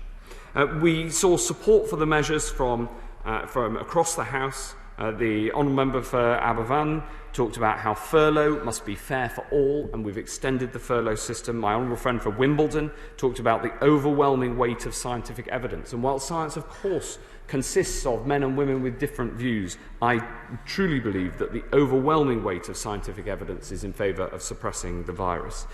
We heard from my honourable friend for Wealden and Loughborough about how with heavy hearts they're supporting these measures. My right honourable friend for Kenilworth and Southern talked about taking damaging decisions to prevent a disastrous outcome later, and I think that was about right. The members for Reading East and for Blackburn expressed their support, even though they also said that they wished that this had come in earlier. My right honourable friends from East Hampshire and my honourable friend for Bosworth and South West Bedfordshire, they all spoke so eloquently of what it means, that promise that the NHS is always there for you. It's something that binds us together as a country, and it's something that we must protect and cherish. The issue of care homes was raised, including by the honourable member for the front bench opposite. The visitor guidance was published, updated visitor guidance was published this morning, and I agree with him about seeking the further expansion of testing for care homes, including for visitors. There was a widespread debate about the need for more data publication. All I can say is that we're constantly expanding the data that's being published. More and more data from the NHS on hospitalisations, more and more data on cases and where they are, contact tracing data. So I am absolutely enthusiastic about publishing more and more data. We have indeed been commended as a country for the open approach that we're taking in terms of the amount of data that is published. But ultimately this comes to a very significant judgment. It comes to a judgment about how we best manage a nation and lead a nation through an incredibly difficult period with a pandemic of a virus that exists only to multiply, and a virus that lives and breathes off the essence of what it is to be human. My honourable friend, the member for Broxbourne, spoke with a passion of freedom, and I too am a lover of freedom. But I also care about protection, and it is the combination of the two that we must balance and address. So, Madam Deputy Speaker, in ordinary times, these measures would be unimaginable. But these are not ordinary times. It's a virus in circulation that feeds off the human contact that makes life worth living, and we must act to thwart its deadly march, to protect our NHS and to save countless lives. While we support every person and with everything we've got, support the science that with increasing confidence each day I know will help us to find a better way through, and I commend these regulations to the House.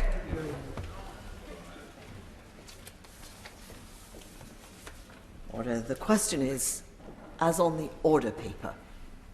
As many as that opinion say aye. Aye. Of the contrary, no. No. Division, clear the lobby.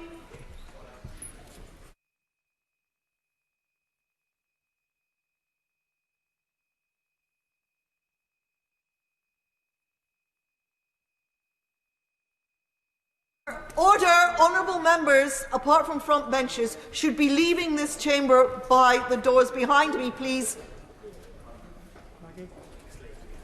We must try to keep social distancing going, and it's simply wrong for people to... Order! Other than front benchers, everyone should be leaving by the doors behind me.